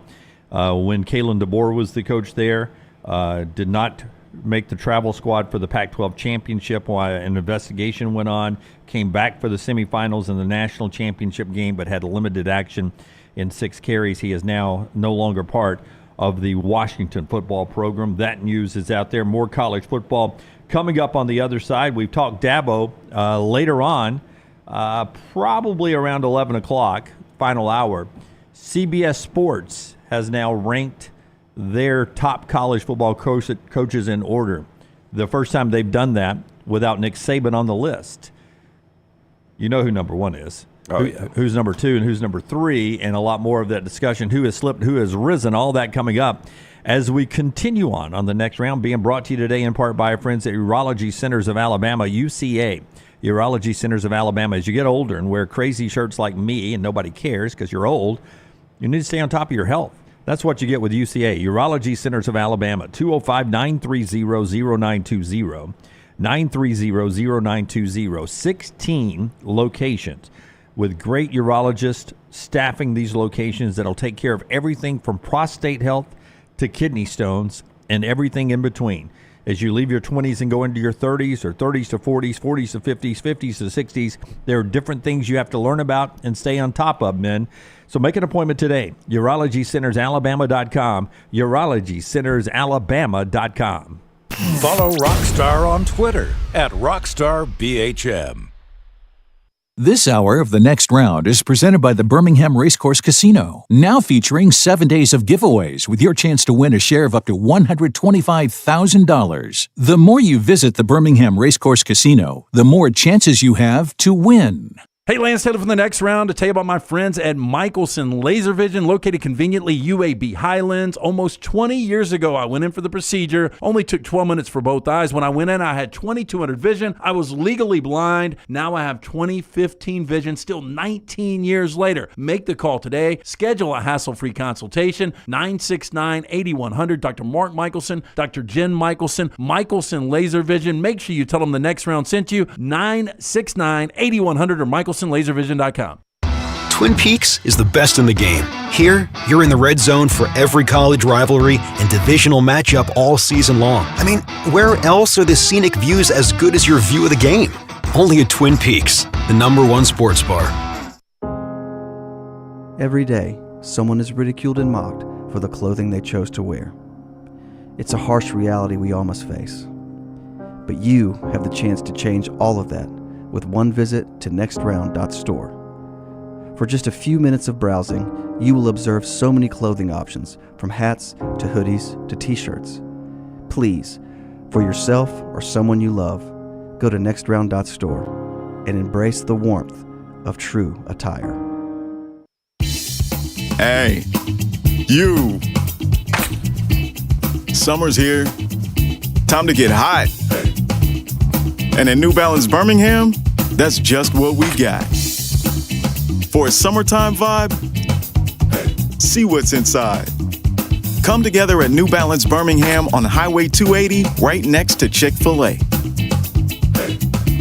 New Balance Birmingham, we got now. Storm season is here. Make sure you have a plan of action in place right now. Greg from Pell City and Storm Restoration Roofing should be your first call when storms hit. Insurance companies love working with Storm Restoration Roofing because of Greg Nelson's name and reputation in the industry. When storms hit, call Greg Nelson. He's local, 205-542-3531. He's the home of the free no-cost roof inspection. Greg from Pell City on Facebook, 205-542-3531. It's Storm Restoration Roofing. Golf season is here, and if you're looking for a great golf course with affordable rates, you need to check out the newly renovated Woodward Golf Club. Woodward Golf Club is a semi-private club with membership opportunities available, but is also open to the public. You can book tee times online at this hidden gem by going to golfwoodward.com. For only $195 per month, you can enjoy unlimited golf 7 days a week. Membership includes discounted cart fees, unlimited range balls, and the use of our practice facilities. For more information on memberships and the course, check us out online at golfwoodward.com. Jim Dunaway, Lance Taylor, Ryan Brown, and Rockstar. Live from the Birmingham Racecourse Casino Studios, the next round, presented by Bud Light, is on now.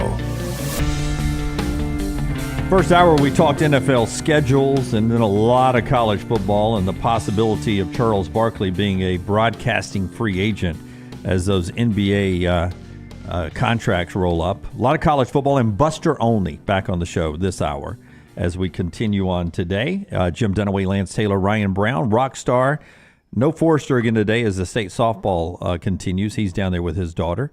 Tyler is doing Forrester's job and oftentimes Lunsford's job. Lunsford and Milton working on a new Meltdown coming up 2 o'clock Central Time today. How was yesterday, by the way? It was fun. I enjoyed those guys. I think they do a wonderful job. How did you do on your trivia? I knew 3 answers for somebody else. I knew no answers for myself. That's the way it always Give me goes, an example of the questions. Were they really tough? The ones I knew. Yeah. This Who girl wrote Sherlock Holmes? that was one of mine that I did not get. Who wrote Sherlock Holmes? Who was the author? The first question Jim got was, what kind of fish was Nemo in Finding Nemo? That was clownfish. Nemo was a clownfish. Yeah, I didn't get that right. Sherlock Holmes was written by Sir somebody. Sir something. Yeah, it was a dude that also wrote the Jungle Book. And Sir. Sherlock Holmes was Sir Arthur Conan Doyle. Well, I mean, the book was Rudyard Kipling. I was going to get it, but I mean, Tyler. Yeah, well, you only have 30 seconds. Yeah. So. I mean, He didn't give us 30. But what else? There was a animated cartoon television show that I knew was early on. I thought it was season 2, but it was end of season 1. Tyler helped me out on that one. He thought it was season 7. So he didn't help me on that one. And what was the iPod named after? Was it my fourth question? What was the iPod named after? Yeah, and it was no early idea. I went with personal organizing disc coming off of the CD pod. Personal organizing disc was my answer. Yeah, that's was correct. incorrect. Yeah. It was off the pod from 2001: Space Odyssey. Oh, okay. Yeah, who knew? The ones I knew that went to Mr. Lunsford was she had her biggest hit in 1957 in country music, I Fall to Pieces, Patsy Cline. I knew that one. Yep. Who played in the Battle of the Sexes, Bobby Riggs and Billie Jean King. Okay. I knew that one. Yeah. And who was the 16th president of the United States, which was Abe Lincoln. Yeah. So I knew all 3 of those. Yeah. Well, you knew that right away Abe Lincoln was 16th, or you're just like, he's kind of in there and that's the one everybody knows? I think people say 16th a lot. I knew Washington and Lincoln are 1 and 16. After that is up for grabs. I don't think I would have remembered that Lincoln was 16. Oh, 100%. That was so easy. But that's the way trivia is, right? Like so many times somebody else's. That's right. And I'm sure they were all there. Oh, Nemo's a clownfish. Was easy. But you can see any of that is the Meltdown, just a little bit longer than that 6-minute description. They do about an hour, 90 minutes every day. 2 o'clock, Monday through Friday. Go and like and subscribe and watch those guys. They do a fantastic job. Melton and Lunsford working on that as we speak for the new show there. Again, I mentioned Uncorked, the Pennant Grace, War Dam Pods, and Roll Tide Pods. You can get all new content there almost on a daily basis there. This hour of the show being brought to you by our friends at Hemp Hill. 205-229-2090. Make sure that unit ready to keep up with this changing weather. Trust the name. Birmingham's trust since 1954 for all of your plumbing, heating, and cooling needs. Whether you experience those issues in your home or business, they are ready to serve you. Hard to stop a train. Call Adam, Chad, Andrew, the guys today, 205-229-2090 or hemphillservices.com. Before we get to our 40 and 40 team today at number 39, a couple other college football notes for you. One of them, remember when some people were excited about General Booty? I do. Being in there. It's only because of his name. Tyler, if you can punch us back up on camera, please, buddy. Thank you. General Booty, ULM, Louisiana Monroe, is where he's going to end up. Boy, fell fast. It did, right? We were like, oh, General Booty is in there. I guess that name has a little ring down in Louisiana. I would think he probably gets some good endorsement deals. Maybe Raising Cane's jumps on. Oh, with that name, maybe so. They will sign a lot of people. Raising Cane's will. They'll spend that money. And do you have a problem with this? I forget who did it just a few years ago, but maybe it was last year or at least 2 years ago. But North Carolina State and Virginia have signed on for a home-and-home non-conference game in 2025, 2026, because the leagues are so big now. You don't see each other fast enough on a regular basis. And NC State and Virginia says, man, we need an out-of-conference game, and we want to play these guys. I think not that quickly, but there is a really good chance that's not even a conference game in years to come. I mean, both those are ACC teams. So the conference could collapse. Actually, let me put it in reverse, Terry. Let me back it up. I mean, there's a chance it actually is a conference game, it's just not an ACC game. Like I could see that being an SEC game one day.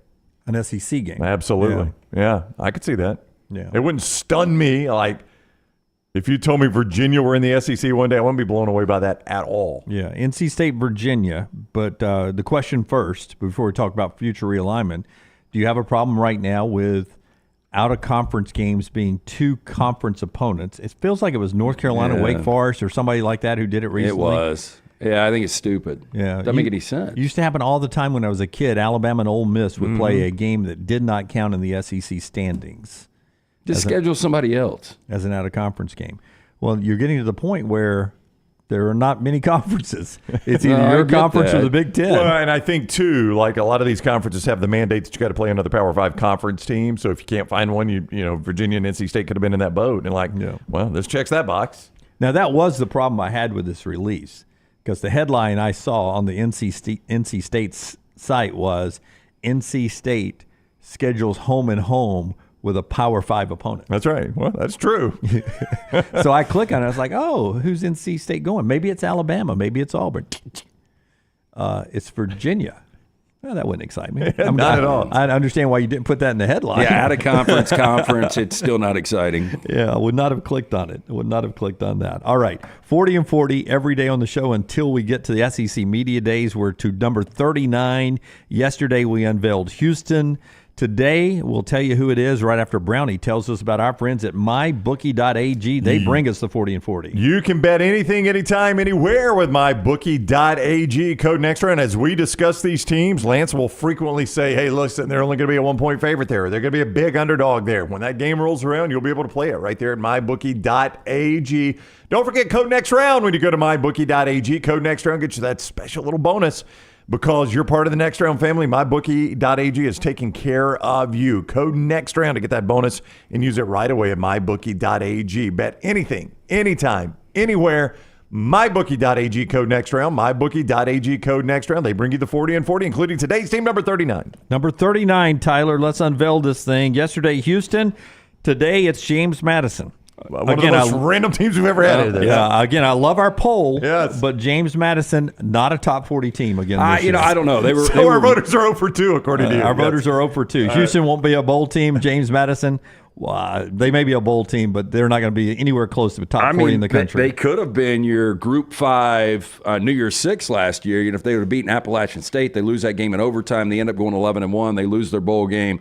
7-1. They win the Sun Belt. You've got a new head coach. Kurt Cignetti is on to Indiana. Bob Chesney takes over. Interesting guy, that Bob Chesney. Well, I mean, look what he did at Holy Cross. 44-21 the last 6 years, won 5 straight Patriot League titles. Will that translate to the Sun Belt? We shall see. But one of the weird things is your Sun Belt Player of the Year last year, quarterback Jordan McLeod, who was so productive, transfers in conference to Texas State. Yeah, leaves James Madison to go to Texas State.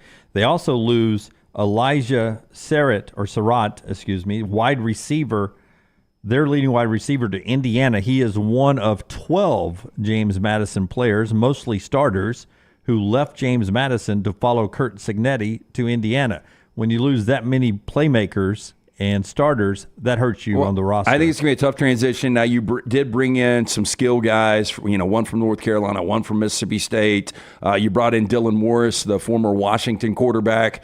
He is one of the better quarterbacks in that league now. But you got 6 road games, and all 6 road games are really difficult road games. So I would be absolutely shocked if they flirt with double-digit wins. I think it's more of a 7-5-like season for James Madison, which, to your point, probably doesn't make them a top 40 team. Yeah. I will say this about Bob Chesney, their head coach. Lance mentioned his job at Holy Cross. Before that, he was the coach at Assumption, which is, I don't even know what level Assumption plays, but what I do know. Don't assume. I will not. It makes an ass out of me and you. I do know that before he arrived at Assumption, they'd had 2 winning seasons in 17 years, and he had 5 straight. So I think the guy can coach. Oh, I'm sure. And this is a good program. Kirk Cignetti did a nice job with James Madison. But But I'm with you guys. Feels like too tall of a mountain to climb. I am stunned that they ended up in our top 40. Yeah, but they did offer reputation. I think just like with Houston yesterday, offer reputation with James Madison. They're in there, but I gave you the others who did not make in there. I could give you 5, 6, 7 teams better than James Madison that outside of our poll. So Houston is 40, James Madison is 39. Poll gets a little bit better when we get into the 30s, the low 30s. Struggling early on with some success, I believe, with our voters. A lot of you guys voted this year, 94 of you. It is brought to you by our friends at mybookie.ag, mybookie.ag. Yeah, don't forget code next round when you sign on to mybookie.ag. Bet anything, anytime, anywhere. I was looking last night. Somebody asked me who I liked in the PGA Championship. I got those odds right there at mybookie.ag. Dunaway had some random plays on the PGA. So bet anything, anytime, anywhere. MyBookie.ag. Code next round for that bonus. MyBookie.ag. Code next round. The new college football EA Sports game at 10 o'clock dropped some information about their game. The official release date is July 19th, and they have dropped their official covers too, Tyler. You had that. This is one of them. June 19th is the official. That's one of the covers. The other one is Edwards, Quinn Ewers, and Hunter by themselves on the deluxe version. The three of them facing the camera, helmets off. So I don't know if that means they're the 3 Heisman favorites according to them. But that's the second cover there. So not the tribute to the past Heisman winners while they did not have the game. But the official release date, as you saw there, is July the 19th. And we'll get more details about that game as we get a little bit closer. If I asked you guys, Buster Olney, next segment, if I asked you guys your 5 favorite places for the college football national championship to be held, your 5 favorite places. While you think of it, here's the list of the future we reported earlier this week. 2027, this year is Atlanta. 2027 is Las Vegas. 2028 is New Orleans. 2029 is Dallas, 2030 is Miami, and if there's a problem with any of those venues or negotiations, on standby is Houston, on standby is Phoenix, and on standby is Tampa. So give me one that is in your top 5 first, Brownie. Atlanta. I think Atlanta's the best spot for it. Wow. Best facility. You're in a big city, tons of hotels down by the facility. You know the game is in town, even as big as Atlanta is. You know you're at a national championship game. I think all things considered, facility, proximity of facility to hotels, lots of hotels, good restaurants. Atlanta is the best place for it, in my opinion. That's a good answer. I've got Atlanta number 3. I've only got 3 destinations where this thing should be. Okay, give me all 3 of yours then, LT. Well, number 1 is New Orleans to me. I mean, hate or love the city. I was having drinks with a guy from New Orleans last night, one of our fine sponsors, and we were talking about just the buzz, and I think we brought this up on the show yesterday or the day before, where everybody is all together. You can walk everywhere, very accessible. Just makes a lot of sense to me. Facility is my issue in New Orleans. Yeah. That is a very dated facility. It's nowhere close to being as nice as Atlanta. Well, they just renovated it again. They need to completely demolish it. I said that last night. Outside of facility, I will give you that. It seems like they could redesign it to some interior seating instead of building the whole new bones. Just change the inside and move some of the seating closer. I mean, those 50-yard line seats are a long, long way away. They got better after Katrina. They redid it a little bit after Katrina, but Atlanta is so much better of a facility. It does feel like a college football town in New Orleans because of its history with the Sugar Bowl. Alabama fans have been there a lot. Give me another. Yeah, this is going to be weird because we haven't seen it yet. We'll see it next year, but I think Las Vegas, just based on events and, going to Las Vegas, that is a city that is capable of handling Super Bowl and big-time race on the same weekends. Like, nothing is too big for Las Vegas. They've got the infrastructure for it. Again, it's one of those cities you can walk absolutely everywhere. There's a good buzz to it, and the hotels are everywhere. Listen, I know that when the Super Bowl's in Las Vegas, the Super Bowl's in Las Vegas. I've been out there before when there's a big fight in Las Vegas. Not to go to the fight, but I was there for some other reason, and you knew the fight was in town. when you're out there for the first weekend of the NCAA basketball tournament, you know that it's the first weekend. There's a lot going on. There are a lot of people not watching basketball, but there's enough people that are there just to experience the first couple of weekends of March Madness in the gambling. I assume, we haven't seen it yet, I assume that it would not be swallowed up. The college football playoffs, you would know that the championship game was going on because the proximity of the Strip and everything, you have a lot of fans who'd be that's where everybody's going to stay. Crammed in there like Yep. you do at Bourbon Street. Yep. And I think that gives you the atmosphere that, hey, it's a big enough city with hotel rooms, but unlike Los Angeles, where it's all spread out, I mean, we could have gone days with never seeing a fan of Alabama and Michigan this year at the Rose Bowl. And much like New Orleans, like this wouldn't be the case for Atlanta, and I don't know if you guys would agree with this. I think you'll have a ton of fans. Let's say that Oregon's playing Tennessee for the national championship. Really random. But Oregon and Tennessee fans, even if they didn't have tickets to the game, would still go to Las Vegas because it's Las Vegas. And the ability to sit in a casino and watch your team. Yeah, or street parties. They have big screens they'll throw out for something like that. And it's an easy destination to get to. A lot of flights. Yeah, almost every airport flies directly to Las Vegas. Or they would set up charters Even for them right there. I don't hate that list right there. I do like the Rose Bowl when we're all inside the Rose Bowl. But like I'm saying, we're out in Los Angeles, man. Whether it's SoFi, best stadium on the planet right now, or the Rose Bowl, best college football experience with the San Gabriels and everything. It's just you're out there and nobody knows that the game's going on. I think Uber drivers like, what are you in town for? Well, the national championship. Oh, is that in town? Two that would be awesome, but it's too cold. We experienced Indianapolis a few years ago. I think it got a bad rap. You're going to get bad weather that time of year, but as far as the city and where the stadium is and how nice the stadium is, I liked Indianapolis. Yeah, the only thing, it was way too cold. And the same, I think Chicago would be really cool. But way too cold in Chicago. But you've got that inner city. Everybody's on top of you. You can walk to Soldier Field. Yeah. AT&T Stadium. The only thing I don't like about Dallas is the stadium is in Arlington. Yeah, I mean, that drive hurts it a little bit. It does. Arizona, I mean, the same thing with Phoenix. Arizona's awful. Miami's the same thing. Yeah. Arizona's a better basketball stadium than it is a football stadium. At least you get good weather in Miami. You do get that. But it is a long way from the town. Good weather in Phoenix as well. Yeah. Other than the actual game day in Phoenix, I always enjoy those trips out there. But way out there, it sucks. All right, that's a little college football. We'll talk with Buster Olney when we come back. He joins us every Thursday at 10:25 for the rest of the Major League Baseball season. You guys are always fired up for Buster. We love him. He's in the next segment. Show being brought to you by our friends at Way to Wellness, your journey to healthy living. Listen, it's not just weight loss. It's cholesterol. It's blood pressure, all those vital signs that are so important. It all starts with your diet, what you eat, how you eat it. Leslie and her board-certified team can help you develop a plan. No cookie-cutter plan. Everything's designed specifically for you. The Meltdown guys are losing weight as we speak. I'm in the maintenance program. Really saved my life years ago with blood pressure and cholesterol numbers. Leslie can give you a tour and set up a free consultation. Just go to this website, planforme.com, planforme.com, and get details there. You'll find out there's no contracts and there's no sign-up fees. It is a wonderful, wonderful system with great people overseeing it. Go check them out. It's a planforme.com, the website. Way to Wellness, your journey to healthy living. Forrester on Twitter @ScottForresterTV. If renting is putting a dent in your bank account, here's your sign from the universe that it's time to buy a new home. And who better to help you through the ins and outs of home buying than our friends at Mortgage Right. With Mortgage Right, you don't have to worry about becoming a short-notice mortgage expert because they do all the heavy lifting for you. They're trusted mortgage professionals, and they'll help you choose the right mortgage option and stand by your side every step of the way. Visit mortgageright.com/TNR to buy before renting runs you dry. That's mortgageright.com/TNR. NMLS 2239, Equal Housing Lender.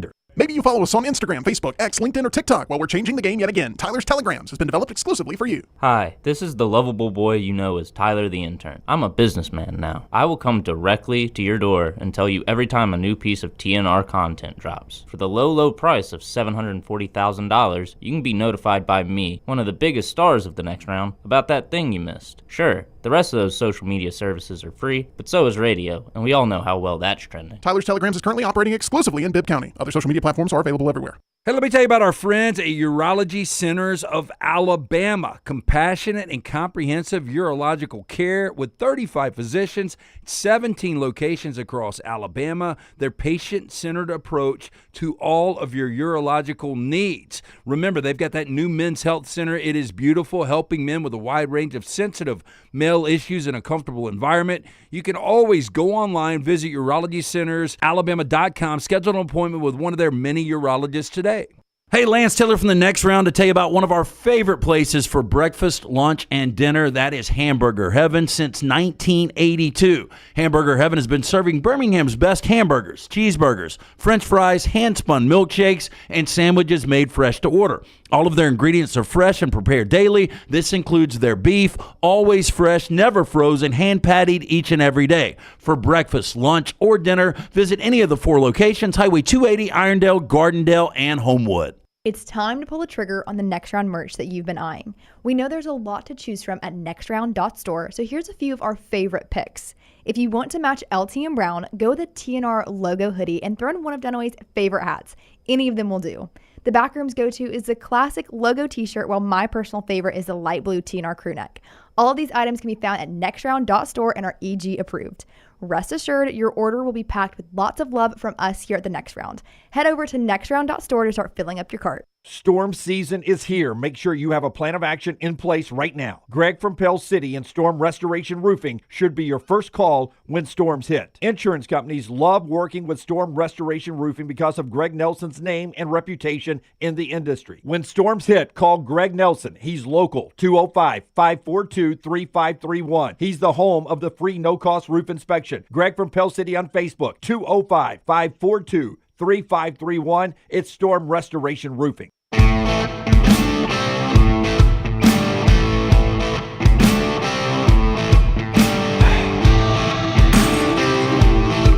Chris Sale has been fantastic for the Braves. Day off for the Braves. You can get the Pennant Grace, our podcast on Braves baseball and Major League Baseball. New episode being recorded today. Disrupt the media. Like and subscribe. Emily Grace and Usher will do that a little bit later on. But let's bring in, I just heard Emily Grace out in the lobby saying, "Oh, Buster's next. I love Buster." Who doesn't love Buster? He's back, everybody. Buster Olney of ESPN joining us every Thursday at 10:25. Welcome back, Buster. How you been? Been doing great. Good to see you guys again. Yeah, it's good to have you back. I mean, we have been peppered with questions. Where's Buster? Where's Buster? Where's Buster? So I'm glad we finally got it on the schedule and got you back. Awesome. Have you enjoyed the first month and a half of the season so far? It's interesting as always. You know, you think about ways that things happening that you didn't anticipate. And then you think about the top of the National League, which is, to me, so fascinating. Like, there's a part of me that almost can't wait for the National League playoffs because the 3 best teams in baseball, in my opinion, clearly are in the National League. Phillies right now, probably the best team. The Braves, the Dodgers, right there with them. It's going to be fascinating to see how that all plays out. Really 3 super teams in baseball right now. Best player in baseball, Shohei Ohtani, gets paid massive dollars, and everybody's like, well, I wonder if there's going to be pressure with that contract and going, although still kind of in market, going to the big brand with the Dodgers. He's been as good as advertised. He really has been, and we had all the stuff involving his interpreter as the season began. And as that was starting, and you remember Ohtani struggled a little bit in those first week of games. And I remember asking Dave Roberts, the Dodgers manager, about it. And he said, for Dave Roberts, the standard for a player having great focus is Corey Seager. He said no matter what was going on, Corey Seager was going to do what Corey Seager was going to do. He goes, Ohtani is like him.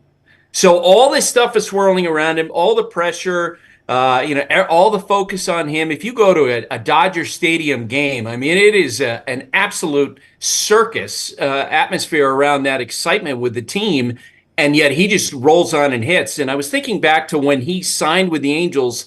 Some of the evaluators at that time were saying, well, we think he's going to be a really good pitcher, and he's an okay hitter. He's not going to be that great. Mike Trout told me last month that his athleticism really translate in how quickly he makes adjustments, and we're seeing that again this year. He's been unbelievable. Major League Baseball in the past has been like the way I like my brownies. I like the crispy edges. I don't like the ooey gooey center.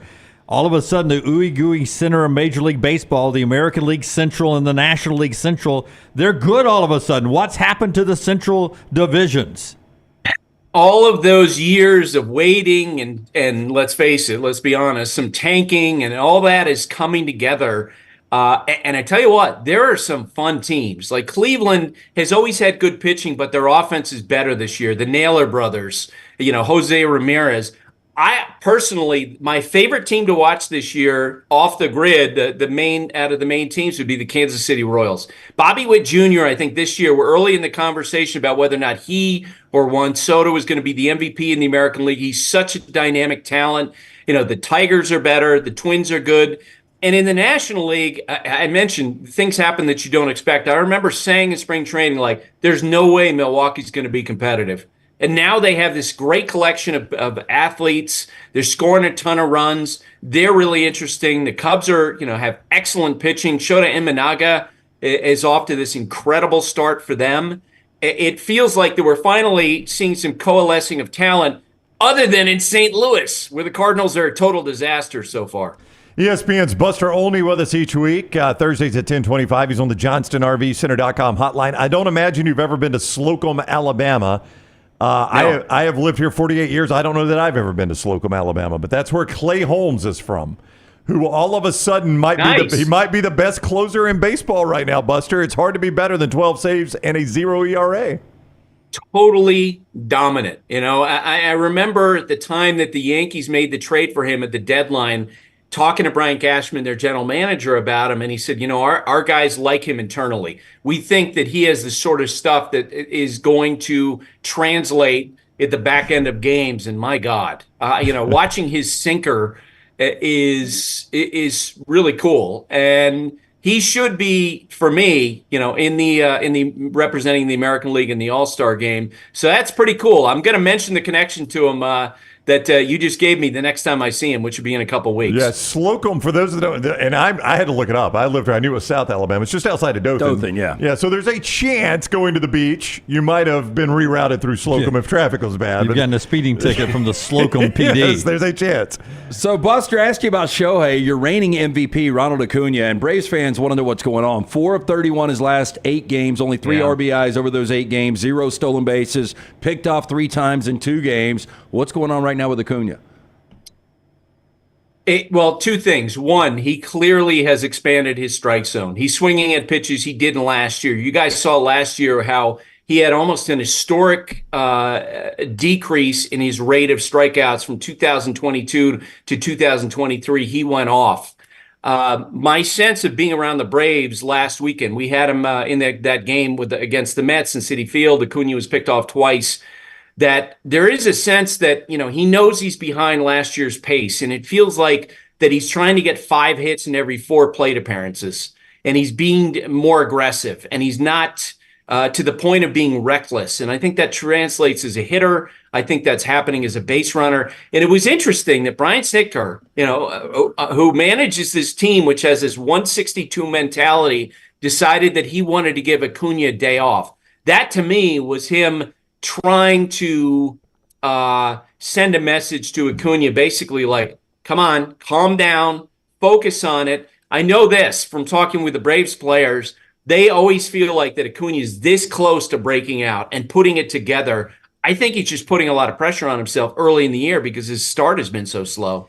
We were talking about all the injuries to the starting pitching and stuff, and how back I think the stat I saw from The Athletic was 1975, where starting pitchers at a high percentage rate went to, well into the 7th, 8th, and 9th innings, and that just doesn't happen anymore.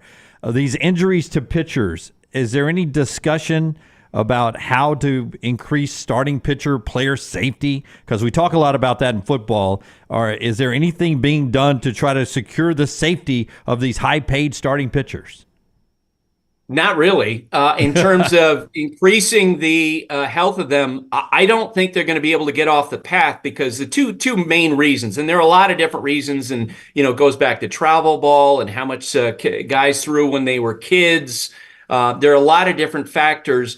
But right now, the chase for velocity and the chase for maximum spin rate is the reason why I think most people believe we're seeing what we're seeing. And the problem is, if you have a pitcher, let's say a 4A pitcher, a guy who's kind of a AAA fringy guy, and he has the ability to reach the big leagues by adding 4 miles per hour in his fastball, going to drive line in the wintertime, how are you going to chase him off that? How are you going to chase teams off the idea that they can run out these parades of relievers, everyone throwing 100 miles per hour? Offensive numbers, despite the pitch clock and the regulations against defensive shifts, the offensive numbers are still going down. I think the only way they can restore the preeminence of starting pitchers, increase health, and increase offense is if they have a formative change in terms of how relievers are used, where you tell managers, look, you're only allowed to use 4 relievers in every game along with a starting pitcher. Otherwise, you're still going to have teams chasing velocity, chasing maximum spin, and pitchers breaking down as a result of that. Somewhat related to that, Buster, and perhaps this is just the proliferation of social media, every game being on TV. I'm just curious, the managers you talk to, do they think balls and strikes are being called worse now than ever, or are we just seeing the misses more now and they're what they used to be? Yeah, my colleague Jeff Passan had a great column on that, I want to say 2 or 3 weeks ago, where judging umpires by the rate of success in balls and strike calls, the numbers are actually gradually getting better. Wow. The young umpires are really great at pitching to the strike zone that you see on the box. Now, I do think there's a conversation to be had about maybe they should handle the older umpires differently, right? Have those guys work third base, have those guys work second base more, and let the young guys who are really good at ball and strikes, let them do that. But that all said, I think next year you're going to see a form of the automatic ball strike system in place, the ABS system, through a challenge system. I don't think you're going to see a full ABS because it's going to do that. To have all electronic balls and strikes would be to make the position of catcher completely obsolete. So those great skills that, a Brian McCann, a Travis d'Arnaud, a Sean Murphy have developed, those would all go away. Pitch framing, talking to umpires, that sort of thing. And so what they're going to do, I think, starting next year is to have a challenge system where each team going into a game, and we've seen this in the minor leagues, will be able to basically challenge 3 egregious calls during the course of the game and get that overturned. And I think that'd be a great idea. Paul Skeens gets that second start tomorrow in Wrigley. Woo!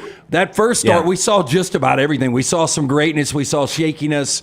I asked these guys a random question the other day. I know you haven't done a deep dive on Auburn football coming up for 2024, but I said more wins this year, Paul Skeens or the Auburn football.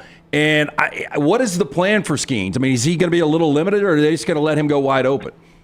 Yeah, I have not done a deep dive on Auburn football. If you were to say Vanderbilt football, I'd probably say Paul Skeens. I got Skeens. I got Skeens. Yep. Right? Okay. But I would say, and you hit on a great point about Paul Skeens. Look, his stuff is unbelievable. He's throwing 101, 102 miles per hour. He's got that nasty splitter type changeup pitch that he throws. He's got a great breaking ball. I think in the first start, talking with members of the Cubs, they thought that there were a lot of non-competitive pitches, probably because of his jitters. First game in the big leagues. And he'll be better with that as he goes along. But here's the thing. I mean, we were just talking about protecting young pitchers. The Pirates didn't let him throw more than 75 pitches in his starts in the minor leagues. He threw 84 the other day. He's going to get a lot of strikeouts, which means he's going to throw a lot of pitches. And look, if he's throwing 75 to 85 pitches, he's not going to have an opportunity to get a lot of wins because he's not necessarily going to finish 5 innings. I really hope that the Pirates at some point say, look, we babied pitchers all around baseball. Why don't we let him throw 100 pitches? Let's not, what's the difference really between 85, 75, and 100? At least give the guy the opportunity to go 5 innings. I think it would help the team. I think it would help Skeens. In about a month, June 20th, Major League Baseball here in town playing at Rickwood Field. I never knew this until the game started happening, that the Phillies twice and the Pirates once back in the 19-teens and 20s. Well, this was their spring training site. Really? Rickwood Field was? Rickwood Field was. Cobb, Soul of the Game, and 42 were filmed at Rickwood Field. What is your favorite baseball movie, Buster? Do you have one? Oh, wow. I think 8 Men Out. which is about the Black Sox scandal in the 1919 World Series. That is a phenomenal movie. Some of the actors, if I remember correctly, basically told the producers, and I think Charlie Sheen did this, for example, where he was like, I don't care what you pay me. I just want to be part of this movie. Right. And so they were hanging out. That's cool. Bull Durham is amazing. I thought, and I saw Bull Durham when I was still covering the Nashville Sounds in AAA, and I thought that absolutely rang true. But those two to me would probably be 1 and 2. What about you guys? I love both of those. I cannot, 8 Men Out, when it's on, I cannot not watch it. I'm a big John Cusack fan. Yeah. When it's on, I stop and watch it every time. Yeah, I would go Bull Durham. I'm one of those that I thought Field of Dreams was a little overrated. Yeah, me too. I agree. Oh, wow. I agree with you. It's a little sad. It's a little too much syrup. It is. Yeah, I'm with Buster on that. Weren't you an extra in Cobb? Yeah, I was in Cobb, yeah. I was a Philadelphia Athletic. I didn't know that. Yeah, it was kind of crazy, Buster, because not that this is a big deal, but we did it was like a week shoot. Roger Clemens came out. He was in the film. I don't know if you remember that. Oh, yeah. Yeah, Ron Shelton. I talked to Roger about that. Yeah, Ron Shelton, really good writer-director, was the guy behind it. Tommy Lee Jones could not throw a baseball. But there's one scene, and it's when there's an all-out brawl that Cobb, he calls plenty of those with spikes up. But I'm a Philadelphia Athletic coming out of the dugout, and you can see me, but then it flashes to the crowd, and you can see me stand up as a spectator. So you're both sides. Yeah, so I'm both in one seat. That is so but awesome. I thought that was a good movie. I thought it was kind of an underrated movie. I agree with you. I like that movie. And along those lines, I remember talking with some of the extras for the Billy Crystal movie 61 about Roger Maris and about Mickey Mantle. And some of the people who were there who as players, like I've talked to 2 players who actually got injured during that shooting because they just did take after take after take after take, and they were just broken by the end of it. It was like a full schedule, 16-hour days at Yankee Stadium. By the way, The Natural for me, I didn't get mine. The Natural. I loved The Natural when I was a kid. Yeah. I don't know what it was about it, but I loved it. Like the fireworks off the light. Yeah, well, Wilford Brimley was fantastic as a manager, and he was awesome. I don't know the old guy that Richard Farnsworth. Richard Farnsworth, yeah, he was. Do you remember who played center field for the Knights before he ran through the fence and died? Bump Bailey? But you know who Bump Bailey was? Michael Madsen. Sizemore, right? No, was it Sizemore? Nope. It was Michael Madsen in that realm. Yes. Though. Yep. Yeah. Yes, Wow. exactly. Padres Braves. Buster will be just down the road in Atlanta. 6 o'clock ESPN Sunday night. Padres at the Braves. So you can see Buster there as the Padres come to Truist. Thank you very much for the time, Buster. Excellent to have you back. We look forward to this every single Thursday. Always fun, guys. Always fun to talk with you. All right, buddy. Take care. Yep. ESPN's Buster Olney with us on the JohnstonRVCenter.com hotline every Thursday, 10:25. And being brought to you today in part by our friends Dr. B, the guy that's got LT's hair good enough for the movie screen, the big screen, the silver screen. Hey, by the way, baseball's probably my number 3 sport now. Football, then basketball, now baseball. But he might be my favorite guest. I love Buster. Best there is, man.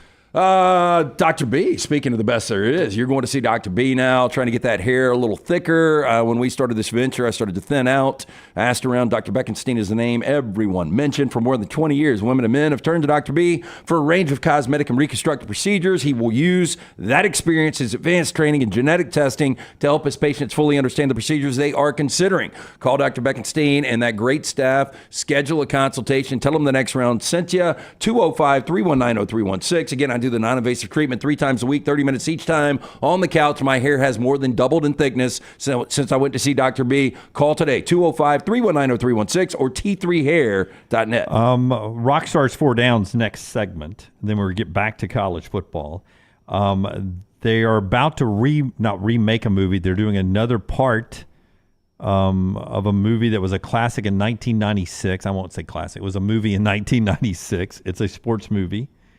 Happy Gilmore returns, Netflix movie coming up soon. Adam Sandler is in it, being Happy Gilmore again. I don't know what the storyline is. He's got a Netflix contract, and he's like, damn, I've run out of ideas. Let's redo Happy Gilmore. People have been asking for the same thing with Zoolander. I think it's a little too late for it. I think the most famous scene in that, I've never seen Happy Gilmore, but I've seen the most, don't worry, I've never been tempted.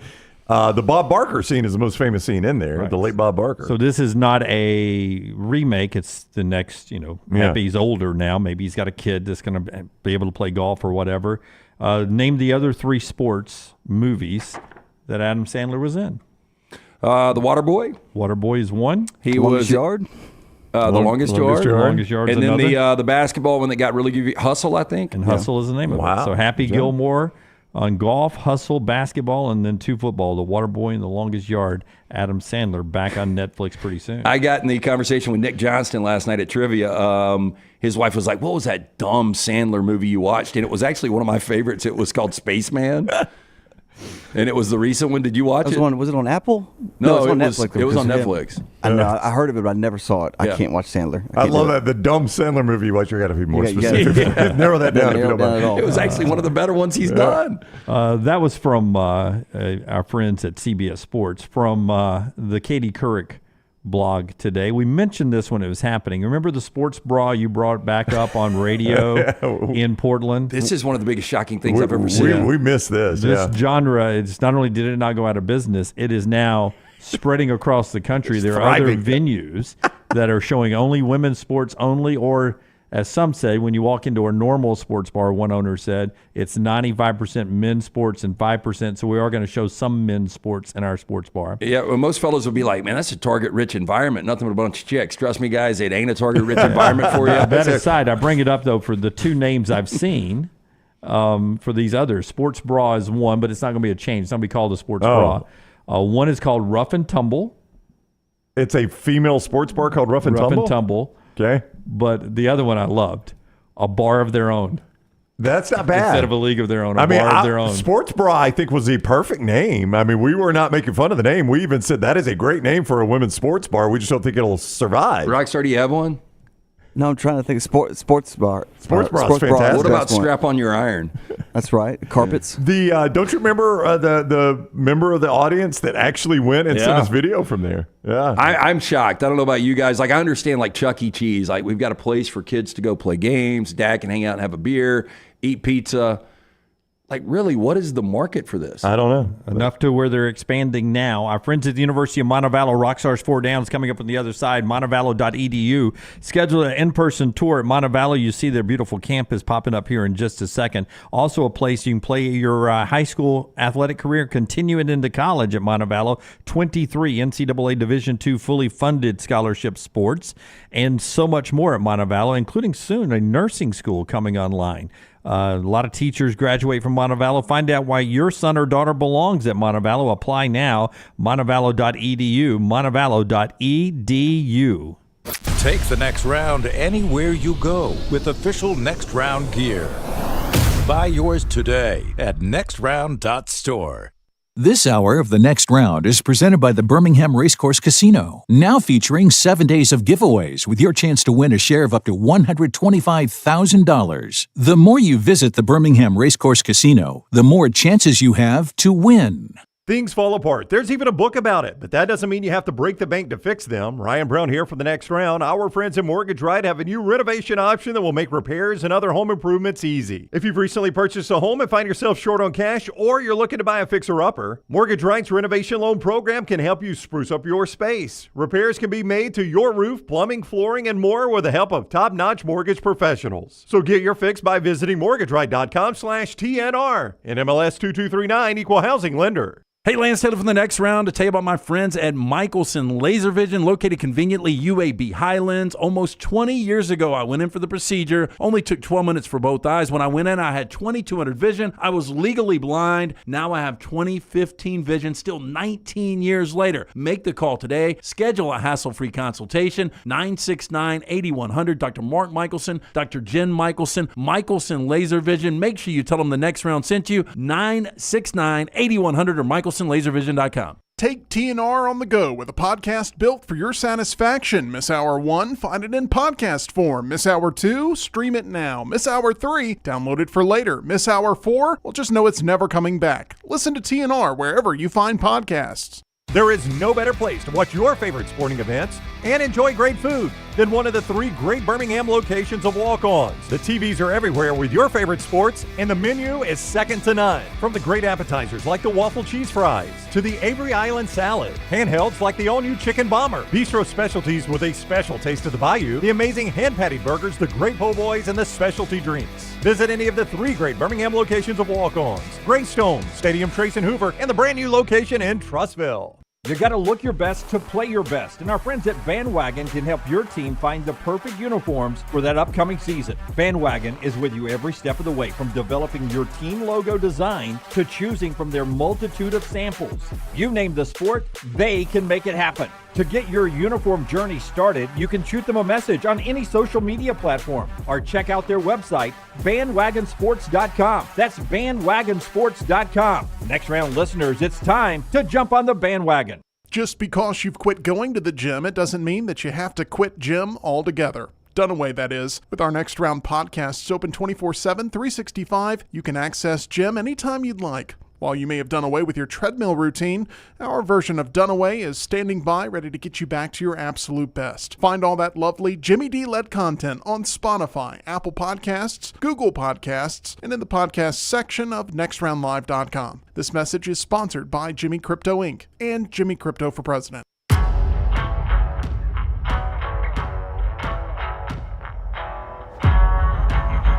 NBA Combine news. You know, it's so crazy. We've been talking about height because of Mark Sears and his lack of it, and how Alabama fans want him back at Alabama so bad. Rob Dillingham got tagged as well, by the way. Rob Dillingham was projected easy top 10 pick. He was listed as 6'3" as a player at Kentucky. When he gets there, no shoes on at the Combine, he is 6'1". And now they're worried about it. And they, according to reports, they don't think anybody will jump into the top 10 to get him now. They think he drops out of the top 10. That big a deal, height. Almost. So Reed Shepherd was your first Kentucky guy, but a lot of people have him in the top 3. But I saw Dillingham as high as 4 and 5. But, boy, that is you think about the millions of dollars that's going to cost him with those 2 inches. Yep. But at least he's still over that 6 feet number. But even still, I mean, you could see the battle Mark Sears is facing, that this guy's a legit 6'1". Yeah, this guy, no, he's now measured 6'1". That's right. Mark has measured 5'10" and something. Yeah, that's my point, though. This guy's over 6 feet and is dropping. Yep. And Mark Sears not even 6 feet. Just because he wasn't 6'3". That's right. Dropped, and that just shows you the battle that Sears is facing because of his height. Donovan Clingan, who we got a dose of at the Final Four, not the same height as Zach Edey, but his wingspan is exactly the same as Zach Edey. So he's more athletic and covers as much space as Zach Edey. And shoots from outside. Bigger prospect than Zach Edey. Yeah, is. you know, we had Billis on when we were talking Final Four, and I was like, is it possible Klingen's the better player? Because when I watch him, I mean, you can tell how athletic the guy is and what he has done from year one at UConn, winning a national championship as a supporting guy to completely dominating last year. I think Klingen's going to have a really good NBA career. 40 years ago yesterday, the Clippers moved from San Diego to Los Angeles. It's hard to believe that was 40 years ago that they moved. They were only in San Diego for 6 years. Should have stayed. I wish they'd stayed there. San Diego Clippers.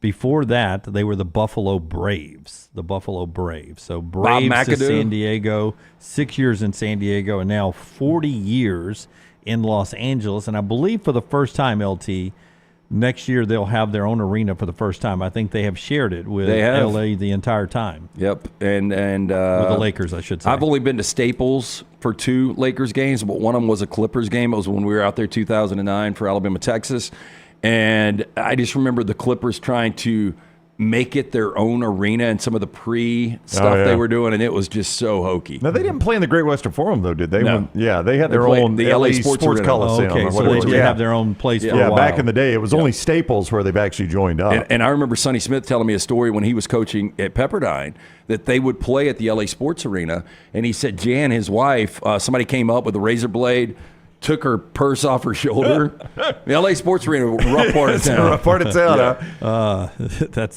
that describes a lot of Los Angeles sometimes. All right. Show being brought to you by our friends at Bandwagon. Tell us about Bandwagon. Yeah, they want to invite you to their locations in Cahaba Heights and Edgewood in the Birmingham area to shop the best in sporting goods, apparel, and more. Top-of-the-line equipment and top-of-the-line clothing brands. They've got what you need to play like an MVP, look like an MVP as well. They've got these brands for your beach trip as well. Chubbies, Bird Dogs, Task, Southern Tide. Everything you need to be summer ready right there at Bandwagon. One thing I love about it, you get high-end gear with your high school team's logo on it in those local areas. Cahaba Heights, Edgewood locations today. Next round, it is time to jump on the bandwagon, bandwagonsports.com. Brody says Edie has a 5-inch longer wingspan than Klingon. Don't know where you got your information done away. I'll go back and find where I got that and pass it along for you. 4 Downs every day brought to you by Slice. Rockstar has our 4 Downs on Thursday. Tell us about Slice. Yeah, I had a great conversation about Jeff Pajaya with a friend yesterday. Really missed that guy. His legacy, though, he's the guy that started the incredible concept that is Slice. Started in Lakeview, now 5 locations. His brothers Jason and Chris continue his legacy. Stop in. Some of the best pizza you'll ever have. So unique on those local ingredients and toppings, from the soul pie to the hot mama. For more information, go online, slicebirmingham.com. First down. What is a phrase you heard growing up that has disappeared? So funny. I heard this listening to 80s on 8 on the way to the beach. And it was gag me with a spoon. Oh, Gag me with a spoon. And Maddie was like, what the hell is that? And I was like, it came from California, and it was like really big in the 80s. But when's the last? It was a terrible saying. Yep. In the movie Valley Girl, Nick Cage, I can't remember the last time outside of listening to 80s on 8 that I've heard gag me with a spoon. What else was an 80s term? Tubular. Tubular, man. There were a lot of bad terms. We used to say grody to the max. Did you guys ever say that? When something was disgusting, that's grody to the and max. And if a girl, man, if she didn't put out, she was a fish. Never heard that. Never heard that? No.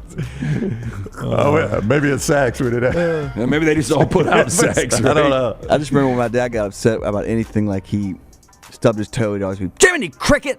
Jiminy Cricket! I was thinking I'm more. surprised. I thought Steve would let it roll. And then I think when we aged a little bit more, he was like, I'm done. I'm not, no more feeling The thing I was thinking about is the phone's ringing off the hook, because you combine two things that don't happen anymore: a phone being on a hook and a phone ringing. Most people just keep their phone on vibrate.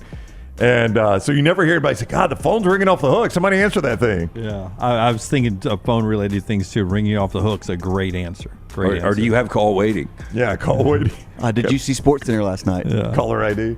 Yeah, check your answering machine. Do you guys remember? Oh, yeah, the answering machine. Do you guys remember when caller ID first started and you had to go to the actual phone company and get the box? Yep. And the name would pop up? Do you remember that? Yep. You had to add a box to your phone just so you could see it was calling. And a phone line to your phone. But it was a game changer because it was. You didn't answer most of the calls then. Yeah, you get no messages left on your cell phone now. My parents every time. Who? Your parents? My mom leaves me voicemails. Yeah, I still get messages randomly. My dad'll do it. Hey, son, call me. But at least it transcribes it now. Where you can see it. My messages, if it is, it's usually from a telemarketer. Is Star 69 still a thing? I have no idea. Do you so remember Star when you 69 was the last if you time missed a call, yeah. I don't know. I don't even know if you do. Because remember Lester Burnham got one from in American Beauty? And Star 67 was supposed to block your number from being caller ID'd. Yeah. Which made no sense. It'd be private number. Somebody told me the other day, Dunaway, or it's been more than the other day, that, hey, I tried to leave you a voicemail. Your voicemail's full. I'm like, yeah, that's because I never checked my voicemail. I had no idea I could fill it out. I just instantly delete it because it's usually a telemarketer, but it used to be so cool when you make it home and you'd have that flashing light on your answering machine. Check that I can't wait. Yeah. Sorry, Walker says Buddy Anderson, the legendary Vestavia coach, used to say G Minetti. Oh. G Minetti. Jiminetti. Second down.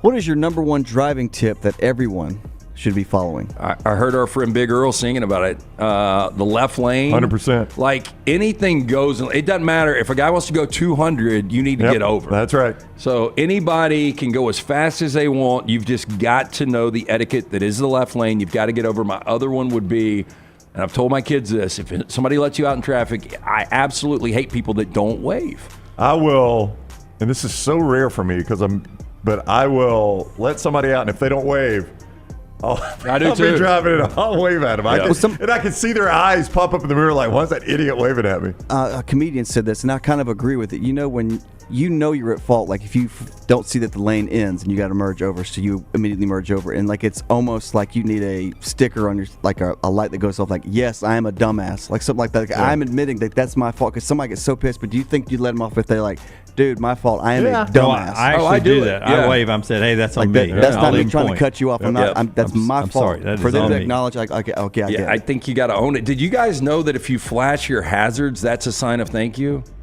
Truckers do that. Like when you let truckers in, they'll flash their lights. I appreciate I didn't truckers know that doing till that. this past week. Go ahead. No, I was going to say, Lance has hit my two biggest pet peeves. My third one in driving is pay attention when you're making a turn out onto a road when there is a merge lane. It drives me insane when people will pull up in a merge lane and they'll stop and let traffic clear. You've got a freaking merge lane. You got to Just merge. Hammer down, and somebody either will let you in or you're just going to get in on your own. That place by Brookwood, when you come up, it says keep moving. That's right. And everybody's like, because you're always And then just stop. Well, no, because you think like they don't know I should keep moving. This guy's going to disobey and hit me. So I think that's the problem. That's why people slow down. My advice, or what should be a law, is drive in space. I am a big fan of, and I've mentioned this to, I think E.G. and Taylor both have been in the car, like my kids. I'm like, You like tailgating? I'm always a big drive in space guy. I don't like riding beside anybody. Yeah, I don't know. So I pass, and sometimes I will stay at speed to be in a gap. Yeah. And then I'll speed up if the gap ahead of me is going too slow to stay in the gap, because I think that's the safest place to be on the road. As we originate from Birmingham, one of the things that sucks about going to the beach is coming back in that 65 drive on the other side of Montgomery, because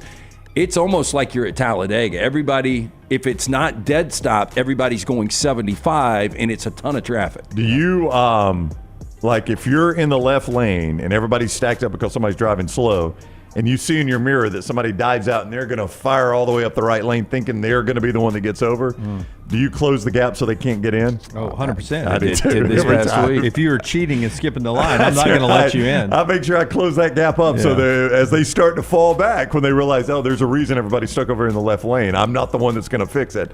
As they start to fall back, they're looking to dive in anywhere. I'll make sure they don't dive in front of me, I promise you. 280 going home every day, for some reason, there's traffic between 2:30 and 3:30 for this little stretch of road on 280 to get to my house.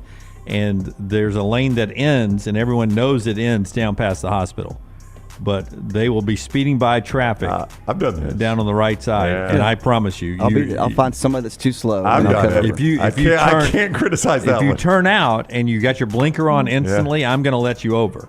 But if you speed all the way down until there's no choice for you to get over at that point, and you sped by 100 cars, you're not getting in. Do you know how often that has burned me? Almost never. I do that all the time. I go as far down that lane as I can. Yeah. Or you'll get somebody who is slow keeping up to the bumper that's that's on their counting phone. on. That's what I'm and counting then you take advantage of them. But not me. I put my phone aside then, and I am bumper to bumper at that point. Down. I thought of this yesterday. Do you ever use the flap in your underwear? Define the flap. What In did your you mean by underwear that? that has the little opening. I use it all the time. How else do you go to the bathroom? Never. Like I pull my pants sleeve, I pull them down. Yeah, my boxers are under balls. Yeah. I never do it that way. I think I tried it in middle school, and I was like, I'm not doing this. I did it a little bit when I was a kid because that was the way I was taught to do it. But once I went to boxer briefs, You got to go noodling to get it. Yeah. Well, but that's a whole lot easier than taking my belt off and unzipping my pants and pulling them down. Wait, and all so that. you just unzip your pants, you pull your meat out through through the flap. That's why they put a flap there. Why do they not? Why would they put a flap there? Because Otherwise, I would say 95% of males don't use it. That's like, I don't. I would say more than 90%. That's the way my grandfather peed. Yeah. I never watched my grandfather pee, so I have no idea. But I would think it's harder to like shake and make sure you don't get any of the aftermath all over you. Aftermath. I'm not killing someone. I'm a sprayer. It's like when you put your thumb on a hose. No, but I mean, do you guys agree with that? I think it's a lot easier to make sure you're completely empty. If you're not like, I've never had that issue. You got to. No, I mean it's not easy. I'm not pretending it's easy. Try the other Rockstar, way but- today. Just Huh? see what. Try the other way today. No, Let I me don't know. want to. First of all, this belt I bought a Navy belt. It's the worst belt I've ever owned. But now I've bought it, so I'm going to wear it until I can get another one. So, but I don't want to undo the belt, undo the pants, pull and then Oh, you have to just do tuck the the zipper. So you go zipper then underwear? Like you don't even button your pants? Wow.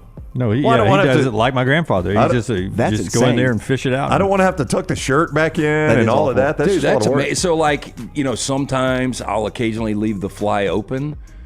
but I don't have to worry about my meat hanging out because I make sure my boxers come up. Have you ever left a fly open and your meat's hanging out? No, Landon. I mean, Sure I have. In prison. What kind of question is that?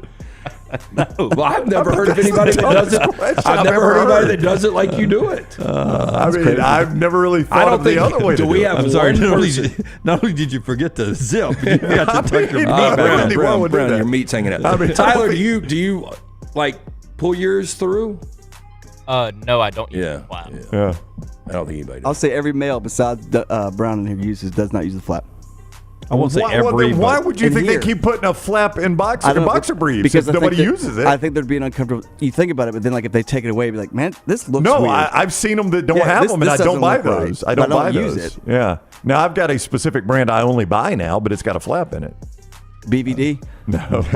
I'll Yeah, tell you. those Skechers, they put shoelaces. Nobody uses those on Skechers, right? I do have a pair of Under Armour longer boxer briefs. They almost look like sliding shorts that I have, and it is sort of odd that it's not the flap Rockstar.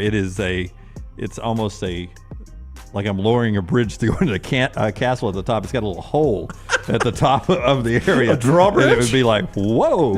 Yeah, I don't use it either. So, Well, look, I mean, a lot of people, Brian, Stewart, I'm not alone in this. There are a few. So, did you guys ever have the red full-length pajama from like LL Bean that had the shitter on the back where you Too unflap hot. it? Too hot. Just for photos. I'm not a hillbilly. Yeah, but I'm just saying. I mean, would you have used that? No. And you got to literally unbutton. Yeah, you gotta unbutton that. Literally, I got to find the damn button. I to button know. my Yeah, but ass if back. you don't do it that way, then you got to completely skin up. That's right. I mean, Which I I'd do be that. fine with. I had a couple of sorority girls in college. I had a couple of pair of those. They were mostly for photos, for pajama parties. Mostly.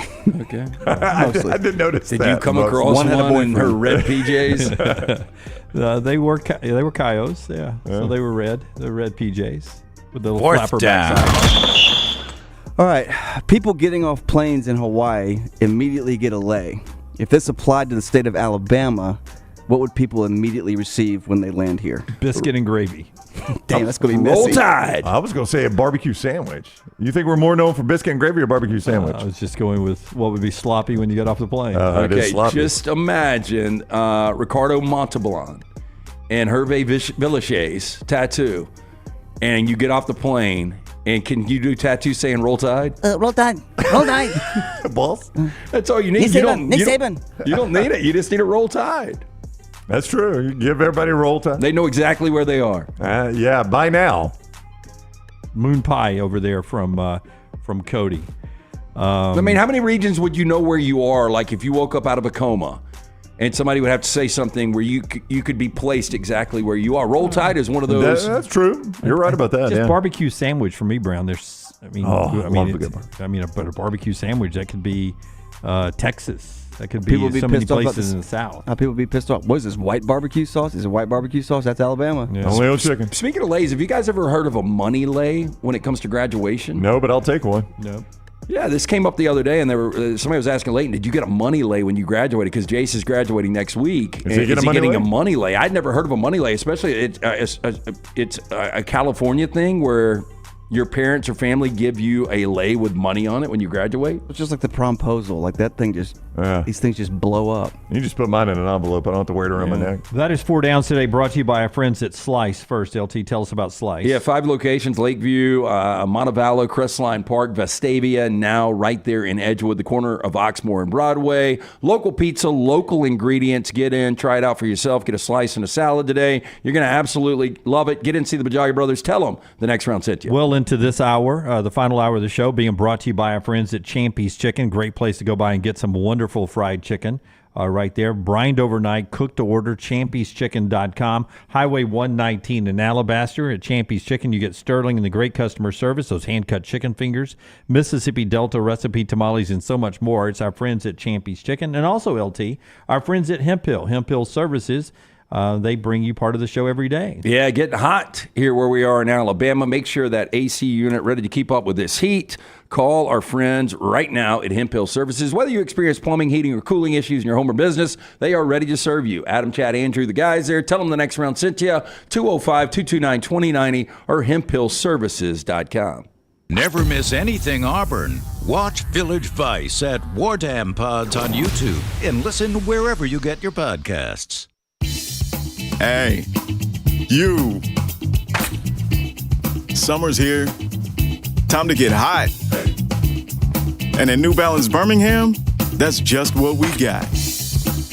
For a summertime vibe, see what's inside. Come together at New Balance Birmingham on Highway 280, right next to Chick-fil-A. New Balance Birmingham, we got now. Hey, for all of your IT and printing needs, reach out to our friends at Xerox Business Solutions. Look, I'm still one of those old school guys. I print my notes every single day for the show. If you watch the show here on the Next Round, you see all the notes in front of me. From day one, Xerox Business Solutions, they've been with us here at the Next Round. Local for over 45 years. For all of your IT and printing needs, visit XeroxBusinessSolutions.com or call 205-969-3000. That's 205-969-3000. You never know what we're up to here at the Next Round. The easiest way to stay in the know with our antics and adventures is to follow the Next Round across all social media platforms at Next Round Live on Facebook, Twitter, Instagram, and TikTok. Whether it's Dunaway sleeping in the studio, Tim and Lunsford breaking down the latest movie release, or Game Day Chronicles, we are here to keep you updated on the latest sports news while, of course, having just a little bit of fun. Follow at Next Round Live across all platforms to join in. Hey, Lance Taylor from the Next Round to tell you about our friends at Gutter Cap. Gutter Cap's that patented aluminum cover system that fits over most existing gutters to keep out debris and eliminate that gutter cleaning. It's backed with a lifetime warranty, almost 20-year service record right here in Birmingham. Stay off that dangerous ladder forever. 45% off the retail price now if you call guttercapbirmingham.com. Call my good friend Chris Stewart now, 205-823-2212. Cap it, don't snap it. It's Gutter Cap.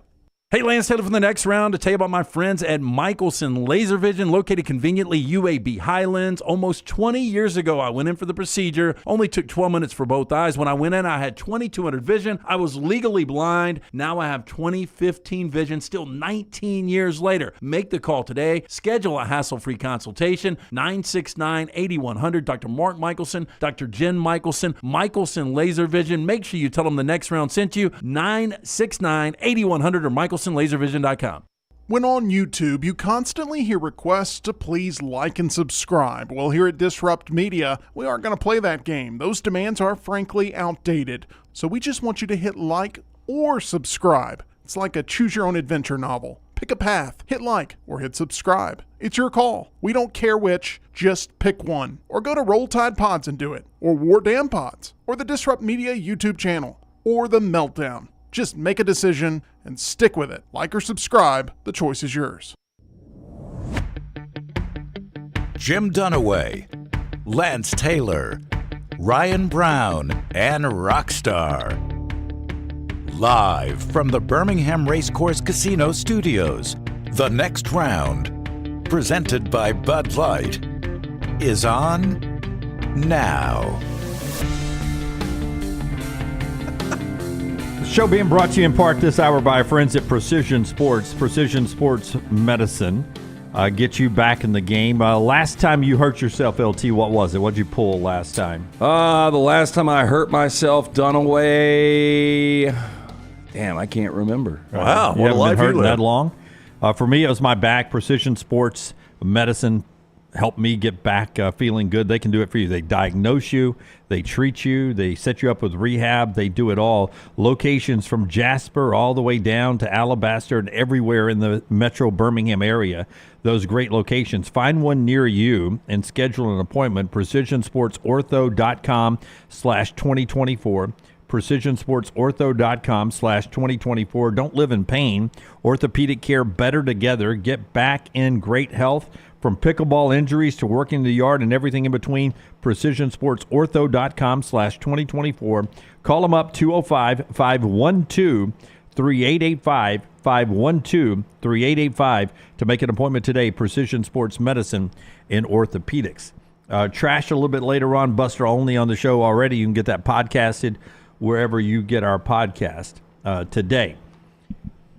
College football coaching rankings from CBS Sports is out the first time without Nick Saban. We all know Kirby Smart is number one. Easy one, yep. there's a good chance that Kirby Smart could have been number one even if Nick Saban was still the coach. I mean, a lot of this, anytime we do this, depends on the method you use, right? Am I saying if I'm starting a program today, who do I want to coach, or am I looking at the totality of their career? And I don't know how CBS did this, but you could have made that argument. I think it would be a bad time to make that argument. Nick Saban dominated Kirby Smart, so there's no way I would have put Kirby Smart in front of Nick Saban in any poll. 2 is so interesting because if Harbaugh doesn't go to the Chargers, I think he's probably 2 after the last 3 seasons. Right, probably had risen up to 2. Ryan Day is taking so much criticism because he's had so much talent. He's crushed it in the regular season. What does he not have? So you would consider Ryan Day at 2. I would, but what's he not have? Yeah, he doesn't have a national championship. Dabo's got 2 of those, but recent Dabo makes you like he's lost his fastball. I think Kalen DeBoer is going to be your number 2 coach. Really? Ryan Day, despite the losing streak to Michigan, is up 6 spots to number 2. Quite a jump for Day on the CBS Sports ballot. I think some of this is factored in the fact that people think Ohio State is going to contend to be the national champions this year. Well, you shouldn't base that, base it on that. Because they hadn't done that yet, but there's not a clear cut 2. I know, but it's weird that they would jump 6 spots in a year where, correct me if I'm wrong, they weren't in the college football playoff. Am I wrong about that? Did I miss that? They were not. You did not miss that. They didn't win the Big Ten. Am I wrong about that? Nope. They didn't beat their arch rival in Michigan. Nope. Do I have that correct? But he's out now. Well, yeah. And I think everybody thinks. But you jumped 6 spots on everybody that. believes they've done all that stuff if Harbaugh didn't exist. Yeah, but I'm just saying, it's a weird time to jump 6 spots when you didn't do any of the things I just mentioned. Dabo Swinney is number 3 on the CBS Sports coaching list. I mean, it's one of those, if you get in a rut and you're like, damn, I don't know who to put here. Nobody can really argue it because he has won multiple national championships. And it's not like they have fallen off a cliff. They're not what they once were. No, I mean, 9-3 was their awful year last year. Yeah. Brian Kelly, number 4. I don't have a problem with that. But it's again, a weird year to make the argument for him being number 4, though. This was not a great year for him. I know he produced a Heisman Trophy candidate, but they had a generationally awful defense that probably cost them any shot of being in the college football playoff. They still won 10 games in the SEC, and he did have a Heisman Trophy winning quarterback. He won the SEC West in year 1. They were very competitive, although they lost the 3 games, and I agree with you, the defense was really bad, but it's still a guy that played for a national championship at Notre Dame, went to a college football playoff multiple times. Won the West his first year in the conference, which, it's hard to do. Now it gets interesting, Yeah. and I'll get to the rest of this list, starting at number 5, after LT tells us about our friends at Gutter Cap. Yeah, 205-823-2212. Call Chris Stewart, get an absolutely free estimate. You have nothing to lose to see what the gutter cap system is going to cost you. And the great thing is you're never going to clean the gutters again. They'll come out, they'll clean the gutters one final time. They'll put that patent aluminum panel system over most existing gutters. It will keep the debris out forever. It's a dirty, dangerous job. Don't get on the roof. You slip, you fall, you snap the neck and die. No good to the wife or kids. Make the phone call that I made more than 2 decades ago. 205-823-2212. Cap it. Don't snap it. It's Gutter Cap. The next guy at number 5 is up 3 dozen spots, almost 3 dozen spots off of last year's list at CBSSports.com. Who am I? Kalen DeBoer. Is not. He's going to guess it's he can. Eli Drinkwitz. I mean, Mike Norvell. It is Steve Sarkisian, number 5 overall, of almost 3 dozen on the CBS Sports list. Still hasn't won a big game. Well, I mean, he did win the Big 12 and made it to the playoffs. I'll tell you, he hasn't won a big game. Alabama and Tuscaloosa, yeah, he's won some big games, but there's still a lot eluding him. He's got 1 10-win season in his entire career. Yeah, I think that's an absolute joke. That is a bit of an overreaction to have. So obviously they are basing it. I mean, I can't say that with Dabo. Well, you can't base it on what you expect to happen this year, but it sounds like that's what they're doing. That'd be the dumbest way to do it. But it sounds like that's what they're doing with Ryan Day and Sark. I kind of agree with you, and that's a dumb way of doing it. Did Dennis do this? This is the entire CBS staff. Everybody? Okay. Written so by Tom Fornelli. Okay.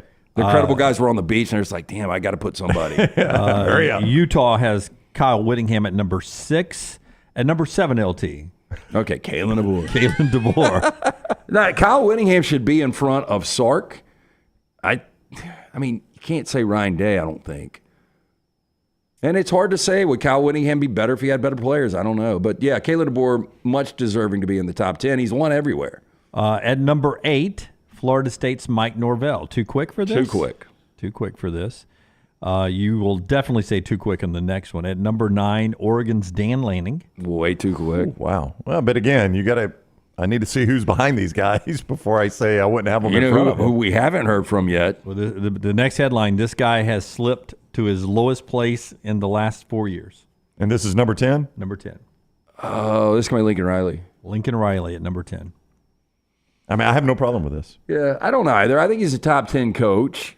I think year one at USC, I mean, if you just look at it on paper, you're like, damn, that was a really good year. Won a Heisman Trophy, played for an opportunity to go to a college football playoff. They weren't really a good team. No. And, he had really good teams at Oklahoma. I don't know. I think he deserves to be right there. That's about right. But, I mean, so I'll go back to what I just said. If you were picking, you've got a primo program right now, and you got your pick of coaches. You're going to go Dan Lanning or Lincoln Riley? Lincoln Riley. I think I would too. Who was in front of Dan Lanning that we were just Kalen DeBoer? You going to Kalen DeBoer or Lincoln Riley? Kalen DeBoer. Well, you would. I know you're a big Kalen DeBoer guy. I think a lot of people would go Lincoln Riley based on what they've seen out of Lincoln Riley. At number 11, find you someone in life that loves you as much as preseason coaching rankings loves this guy. Lane Kiffin. Number 11, James Franklin. Oh, no. Number 11, James Franklin. Well, now you can say what you said about Sark. Give me a big game this guy has won at Penn State. Well, I mean, look, Lane Kiffin should be in front of James Franklin. Like, there are... I think the only big game he's won was that Ohio State game, right, where they blocked the field goal and ran it back for a touchdown. For a while, they beat either Michigan or Ohio State at home in whatever that big... For a brief moment there, it seemed like every year there was a big whiteout win where they won at home. Mike Gundy has done more than James Franklin. Yeah. I mean, Lance Leopold should definitely be in front of him. Number 12 is Lance Leopold. Yeah, got no problem with that. I think Chris Kleiman's a better coach. Kleiman's at 13, so you're stacking them up there.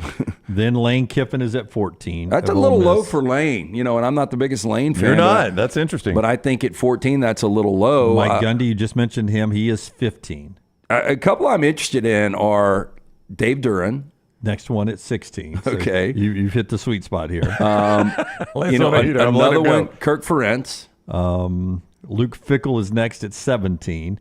Kirk Ferentz is next at 18. Okay, where would we slot Josh Heupel? He's fascinating to me because a great year. And Josh Heupel is the one other I made a note on. Almost slipped out of the top 25. Jeff Brom is 19. Mark Stoops is 20. Okay, I don't have a problem with either one of those guys. Eli Drinkowitz is 21. I think Sonny it's deserving. Dykes is 22. Josh Heupel down to 23. How far a fall did Sonny Dykes have? Does it have his change? Because he probably hit his height last year. That was probably the highest. I don't think he's a top 25 coach. I would agree completely with you. Sonny Dykes fell 11 spots from 11 to 22. The fact they had him 11 last year is laughable. But Heupel fell 7, 16 to 23.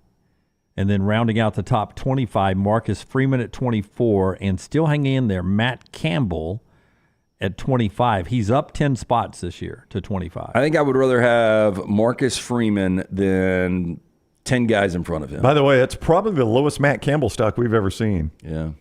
And the fact that he's barely in the top 25. But he moved up 10 from 35 last year. So apparently last year was the lowest Matt Campbell stock we've ever seen. But better chance to win the Big 12 now. This is a guy, though, that used to be knocking on the door of the top 10. Everybody, you would talk about Matt Campbell the way we just talked about Lance Leopold. Yeah, I would agree. Like, boy, I tell you what, if Matt Campbell could ever get another job, you'd see how good a coach he is. 68 Power 5 rankings. And dead last at 68. Anybody want to take a guess of Power 4 schools? Power 4? Yeah, because it'll be a guy that's never coached before. I'll go Clark Lee. Oh, yeah, I guess I'm not counting people. Is it Levy? Because he's never coached a game? Jeff Lebby's at 66, so not considered the worst. Okay. So somebody's behind Levy who has never coached a game. Clark Lee is 63. Kenny Dillingham, 64, returning coaches from last year. Ryan Walters of Purdue is 65. Levy of Mississippi State is 66. Fran Brown of Syracuse is 67. Brian's got it, Deshaun Foster. And the guy we forget is the head coach, is Deshaun Foster at UCLA, is 68 on that list. Yeah, I kind of pull for Deshaun Foster. Yeah, I mean, I don't really care. UCLA is that forgotten team that's coming to the Big Ten, and it seems like nobody cares about UCLA football, but I don't have a high expectation for Deshaun Sometimes Foster. I wonder if UCLA cares about UCLA I don't think football. They do. At least two more here. One of them, Hugh Freeze, who wasn't in the top 25. Mm-hmm. which I find to me, interesting. I think that's a little crazy. There are a lot of coaches I'd take, and that you named, I'd take Hugh Freeze in front of. Yeah. Yeah. And Deion Sanders, who was not in the top 20. I have no problem with that at all. Of 68, where do you think Deion slides in? He should be about 60. He was 55 last year. You think he went up or down? Should go down. I don't know how you rated it. You rated him based on Jackson State last year, where he lost his last 8 games. Yeah, I would drop him. He did drop. Dropped 6 spots from 55 to 61. I don't have a problem with that. He is down. Troy Taylor of Stanford ahead of Deion there. Now, might not go that far. I'm not going to say I would take 50 coaches in front of him because Yeah. I think Deion can bring, I don't know, the it factor, I guess, to your program, and you get a lot of brand recognition. But I don't think I would take him over, 40 coaches. Sherrod Moore is at 52 on this list as he takes over. We have seen him at least as an interim coach. As Jake Butt pointed out on the show Monday, you've at least seen the guy. Manny Diaz at a new job at Duke is 48th, really high on the list. Ironically, 1 spot behind Florida's Billy Napier, who Manny at one point was a defensive coordinator at Florida. No. Manny was never there with Dan. He was at Miami. Yeah. I know he's a head coach at Miami. Yeah. Texas. He was never the DC He at Florida. was Mississippi State with Mullen, I believe, is what you're thinking of. Didn't go with him. Okay. Yeah. Shane Beamer's 46. Rhett Lashley, Rising Stars, 45. Where was Billy Napier? 47. Can you imagine if you're a Florida fan No, and your coach is 47? but it's completely fair. Oh, it is. I mean, it might be generous. But they have the money that they could, they're top 10 money. Mac Brown down to 37 on this list. Brent Venables is 34. Hugh Freeze slides in at 33, down 7 spots from last year where he was just outside at 26. Give me the neighborhood for Hugh Freeze. Just give me some guys right in front of him, right behind him. First off, he is behind Washington's Jed Fish at 31. I'd take Hugh Freeze over Jed Fish. Mike Elko, Texas A&M at 32. Hugh Freeze is 33, just ahead of Brent Venables at 34. And Mario Cristobal at 35. Wow, boy, how far has Cristobal fallen? Yeah, he used to be around the top 10. I bet you when Cristobal was at Oregon, he was knocking on the top 10. Matt Rule down 2 spots at 29. Gus Malzahn is up 6 to 28, trending up. Your boy Jonathan Smith just missed the top 25s at 27. Willie Fritz is at 26. That's at CBSSports.com. I don't think Gus is as good of a coach as you. So you think? I would take Hugh Freeze over Gus Malzahn if that's what you're asking me, yeah. I think so, too. CBSSports.com, you can see it all. The show being brought to you today by our friends at the Mental Health Minute. Johnson RV brings us this every day on the show during May, Mental Health Awareness Month. LT is trying to keep us in touch. Yeah, I caught up with our friend Nick Johnston. Look, he's had some struggles himself. You'll hear about this. We're going to be rolling out some different podcasts coming up. Dr. Brett McCabe is going to be part of that. May is Men's Mental Health Awareness Month. Our Men's Mental Health Medical Minute is brought to you by our friends at Johnston RV. Anxiety disorder is the most common mental health issue in today's society. According to the report, Anxiety and Stress in the Workplace, over 40 million adults, or 19% of the population, suffer from anxiety. Anxiety rates are on the rise and impacting every single aspect of our lives. You don't have to suffer alone. Talk to your doctor if you cannot stop worrying, tense, stressed. A lot of people don't even realize they've got anxiety. They just think something's wrong and like the world is on them. Trust me, if you talk to someone, you can get help. You can get in a much better spot. You're not alone on this. Our friends at Johnston RV want to let you know, talk to your doctor, and you can get this thing figured out. Yeah, I-65, exit 304 in Coleman, 334 in Decatur is where you find Johnston RV. They've very priced both those lots, best prices in America, and they guarantee that with a nationwide price guarantee. They'll beat any price on a comparable RV. See it for yourself. I-65, exit 304 in Coleman, 334 in Decatur, the number one RV dealer in the month of March in the state of Alabama. That's saying something. JohnstonRVCenter.com. What if the world is really out to get you, though? Who cares, right? Just don't let it bother you. Tell them to pound sand. Yeah. We're back in a moment. LT's got our trash for us as we continue on today on TNR. Follow The Next Round on Twitter, Instagram, and Facebook at Next Round Live.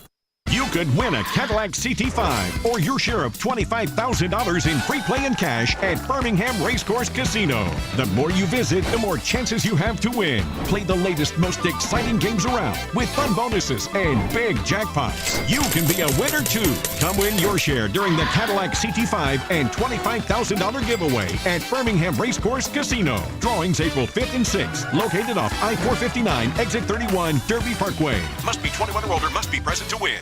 There is no better place to watch your favorite sporting events and enjoy great food than one of the 3 great Birmingham locations of Walk-Ons. The TVs are everywhere with your favorite sports, and the menu is second to none. From the great appetizers like the waffle cheese fries to the Avery Island salad, handhelds like the all-new chicken bomber, bistro specialties with a special taste of the Bayou, the amazing hand-patty burgers, the great po' boys, and the specialty drinks. Visit any of the 3 great Birmingham locations of Walk-Ons: Greystone, Stadium Trace and Hoover, and the brand new location in Trussville.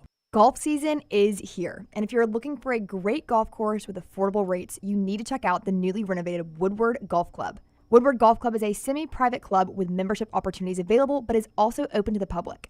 You can book tee times online at this hidden gem by going to golfwoodward.com. For only $195 per month, you can enjoy unlimited golf 7 days a week. Membership includes discounted cart fees, unlimited range balls, and the use of our practice facilities. For more information on memberships and the course, check us out online at golfwoodward.com. Hey, you. Summer's here. Time to get hot. And at New Balance Birmingham, that's just what we got.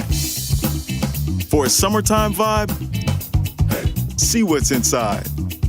Come together at New Balance Birmingham on Highway 280, right next to Chick-fil-A.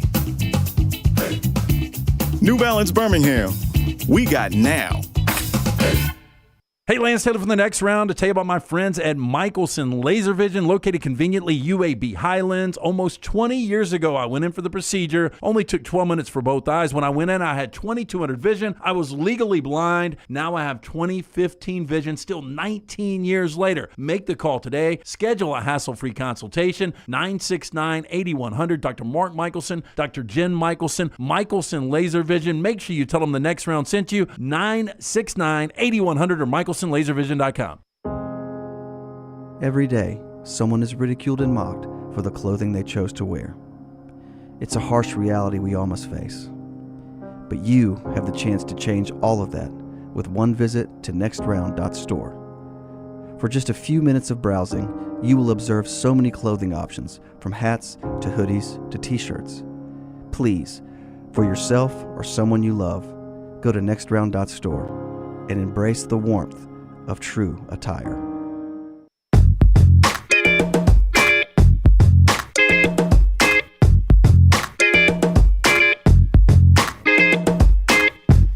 And you're the boss of me, Brown, so I really don't care, man. Whatever, shut up. This hour being brought to you by our friends at Champy's World Famous Fried Chicken, champy'schicken.com. Highway 119 in Alabaster. Go by there and check out Sterling and the crew there. Hand-cut chicken fingers. That chicken is cooked overnight. It's brined overnight, cooked to order, not cooked overnight. That would make it very, very crispy. It's brined overnight, and it's cooked to order, so it comes out piping hot. And the Mississippi Delta recipe tamales, great way to start off your meal or eat it as your entree or take them to a tailgate. The whole menu is perfect for tailgating during football season. And you have a big pan of chicken, big pan of chicken fingers, big pan of tamales, all the great sides. Get it right there, champy'schicken.com. champy'schicken.com, Highway 119 in Alabaster. PGA Championship continues. Schauffele in a 3-stroke league over Tony Finau. Where you be now, Tony Finau? And then the lefty McIntyre is also 3 back. Jordan Spieth having a good start to his tournament. He's at 3 under par, 5 shots off the lead. Tiger Woods right now, Brownie, playing over par? Yes, he is. The last I saw him, he was at +1. I don't know where he is right now. Brooks Koepka looked like he was struggling too. He was. Yeah. I think he's close to even right now. I thought Koepka had a chance of winning this thing, but apparently he is not off. The guy everyone's talking about, Scotty Scheffler, does not tee off until a little bit later on in the afternoon. Tiger's currently even, says Zach. Thank you for that update. He was on one of my screens, but they did not have a score bug up. Boy, they had his odds though. This ESPN bet thing is like odds on every shot. Yeah, the main broadcast is on ESPN right now. The alternate broadcast with betting odds on every shot is ESPN2, I believe. Yeah, is where that is streaming there at Valhalla, just outside in Louisville. Boy, can that get you? Like if you've got nothing to do today, you're sitting at work.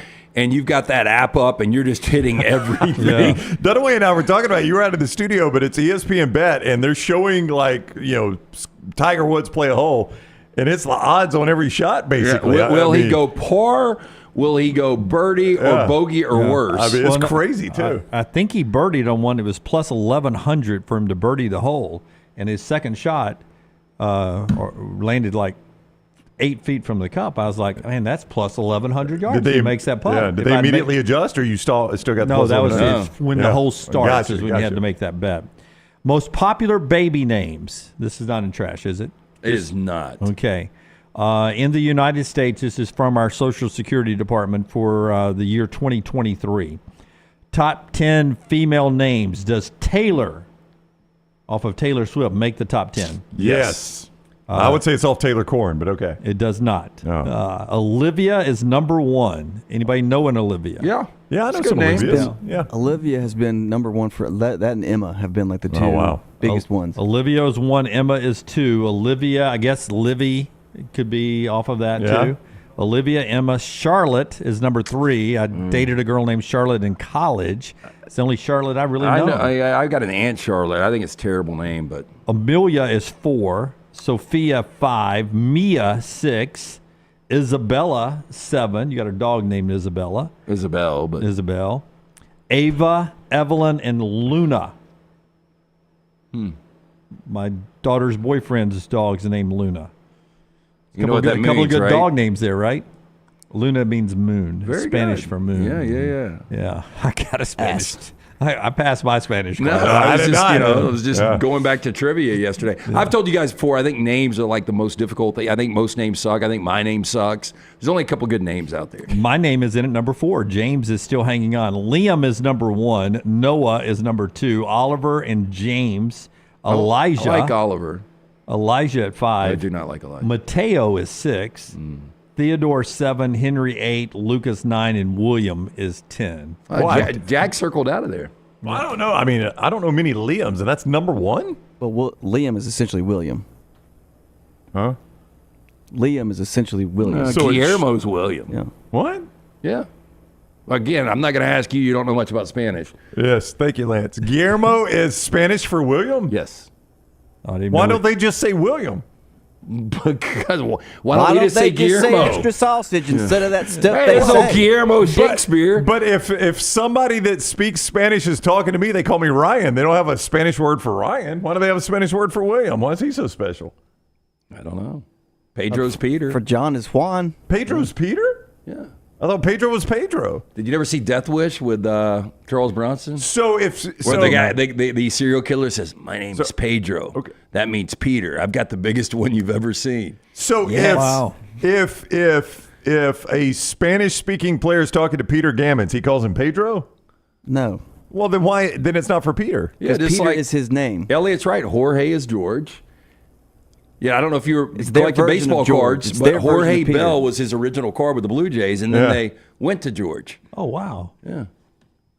Huh. How about that? Boy, I am shocked you didn't make it past Spanish. I did not. Guillermo and William are not like Jorge and George. I could see. I mean, they look a lot alike, and Juan and John. Guillermo and William are nowhere close. I mean, how did they come up with that? Trash Today brought to you by our friends at Mortgage Right. Hit the big button, Rockstar. Confirming the ground is now good to say. Oh, you've been joined by a beautiful lady. No, it's a man, actually, Derek. LT's Trash is presented by Mortgage Right. Mortgages done the right way. If you're looking for a new home, our friends at Mortgage Right here to help. Whether you're a first-time buyer or a seasoned home buying veteran, their great service and low rates make the process so easy. Speaking of veterans, they are veteran-founded right here in Birmingham. So remember, whether you're looking for your final home or your first home, whether you have a big down payment or need 100% financing, Mortgage Right, one-stop shop for mortgages. Visit them online, mortgageright.com. Call the Birmingham office on Highway 280, 205-900-7200. NMLS 2239, equal housing lender. I don't know if Tyler's got this available yet. We were talking about lays earlier, and I brought up the money lay. I have now been sent a picture of the money lays. There it is. Look, Money lays. That's nothing but cash. Now, I'd have taken that at graduation. Trust me. I have never. I mean, I guess it's just a maybe a regional thing. So that's all cash. They've got actual lays, and then they've got a cash lay. Yeah. Wow. Okay, but do you put holes in the money to run the string through it? It looks like you just roll it up and then tie it on is what it looks like based on that photo. I can't really tell. I don't know, but I mean, you could hole punch money and they're still going to take it. Do you think those are hundreds? Are they 20s? Are they 5s? I was told that Shroot bucks. No, it's a combination. Yeah, somebody got 20s, but other people were getting hundreds. Wow. I guess it just depends on your demographic or your where you are. Now, I've seen a money tree. Yeah. I've seen those. I've never seen a money lay. That's the first time I've ever seen that. Dolly Parton back in the news. I love Dolly. Everybody loves Dolly. Do you know anybody that doesn't like Dolly? No, I don't know how you can't like Dolly Parton. I mean, you may not like her music. Oh, you got to respect her. But you got to respect her. She does a cover of Tom Petty's Southern Accents. That's incredible. Her Really? It's amazing. So. Well, example was it Thanksgiving when she came out dressed as a Dallas Cowboy cheerleader? At age 78, I think. If that was anybody else, they would have gotten crushed. Nobody would crush Dolly. Yep. Yeah, Dolly Parton and donut fans unite. The country music superstar has a sweet new collaboration with Krispy Kreme that is hitting menus this coming Tuesday. And by the way, these sound absolutely delicious, most of them. The 11-time Grammy-winning singer teamed up with Krispy Kreme to launch the all-new Southern Sweet Donut Collection. Here are your flavors. The Dolly Dazzler Donut.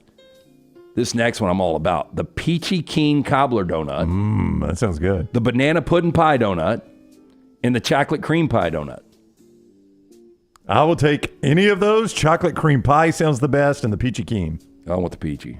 Yeah, I like chocolate cream pie. The little butterfly on the strawberry one, that's made of chocolate. By the way, they add a little of that to it. I had an ice cream yesterday. Strawberry buttermilk. It was made with buttermilk. Interesting. Did you buy that from the store? Or was that flavor? No, it it was at a local ice cream stand. Yeah, for a brief moment, LT's favorite ice cream stand.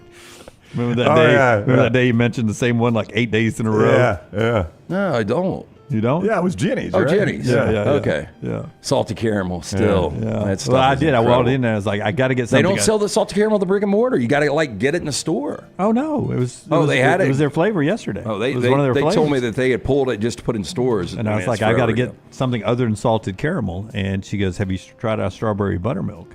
No, And is I there was one like, near us, not. or were you in Mountain Brook? I was in Mountain Brook. Oh boy, that is near us. It's like, okay, that's a good product. Yeah.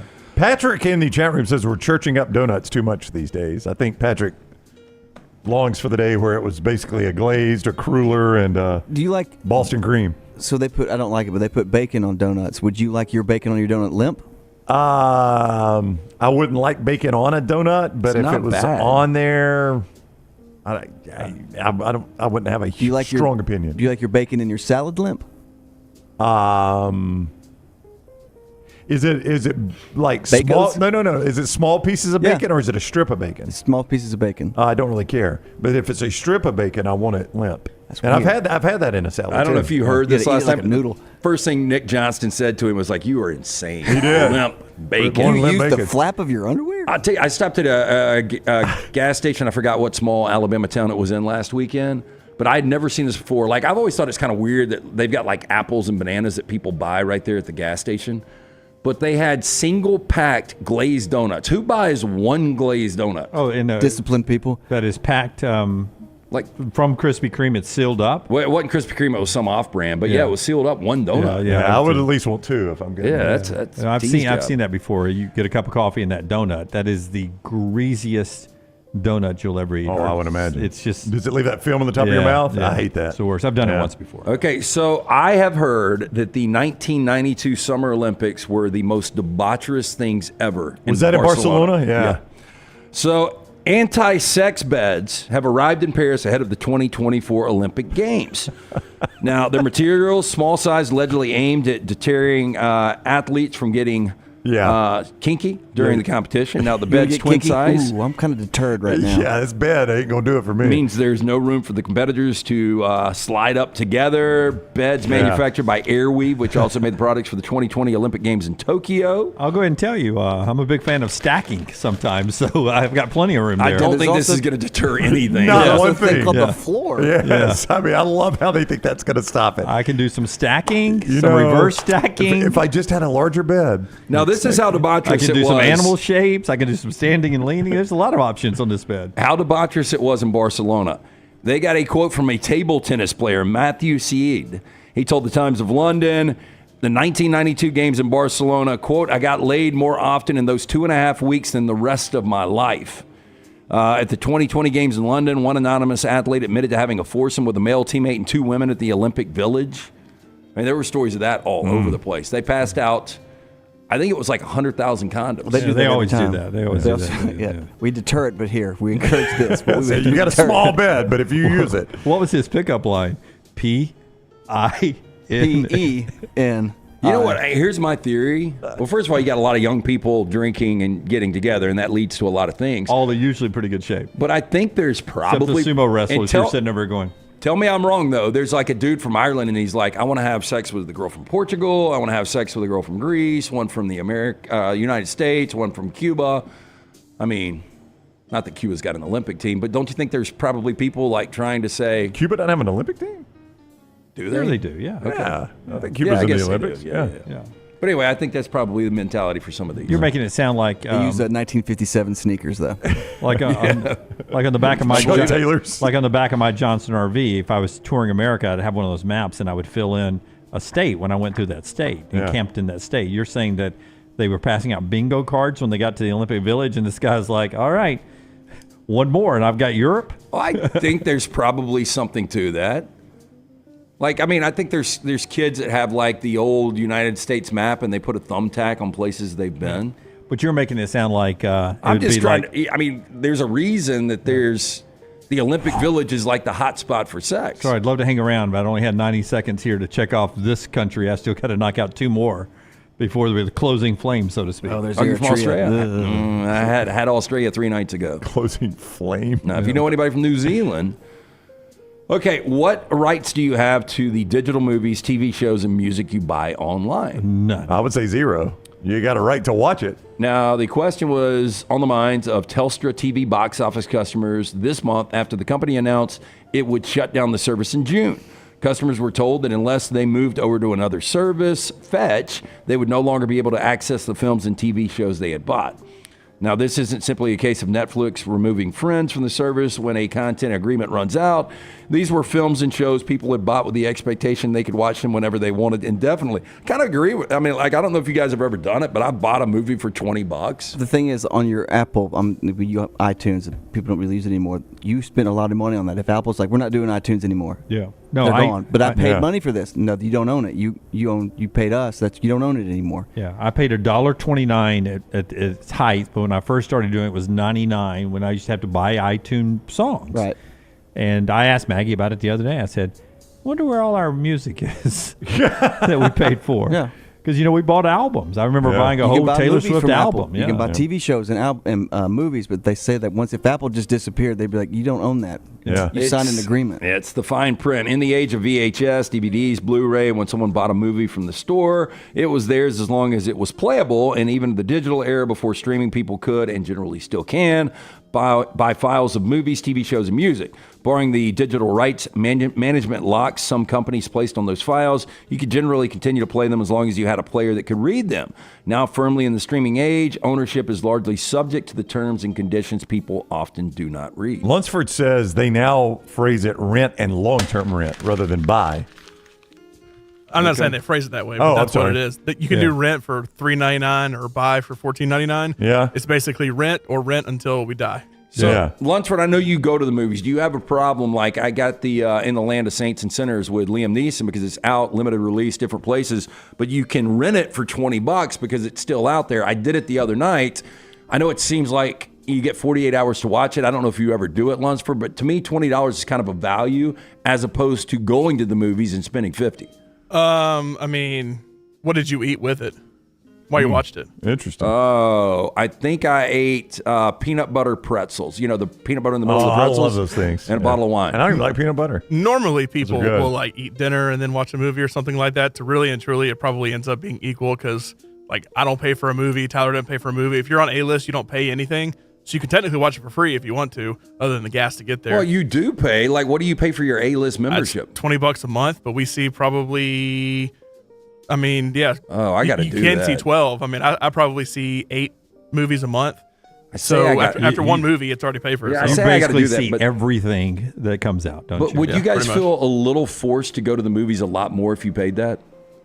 So they're banking on you doing concessions too, because you're going to spend. Yeah, I mean that's $50 where they make their concessions. money, and so that's what the $50 comes out to. Is if I go and like I get a bunch of food, and my wife gets a bunch of food, or a bunch of us are together, like that's where they get their money.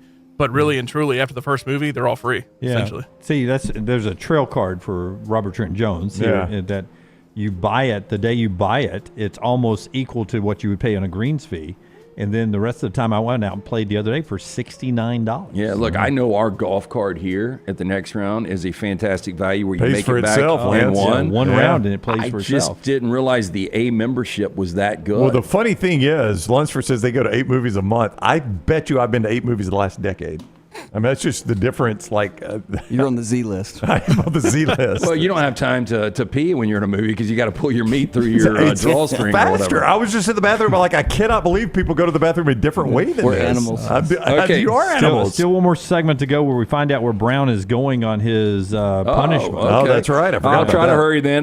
We got the top 10 TV theme songs by Ranker.com. Rockstar has pictures. Almost all of these are awful. Number 10 is Friends.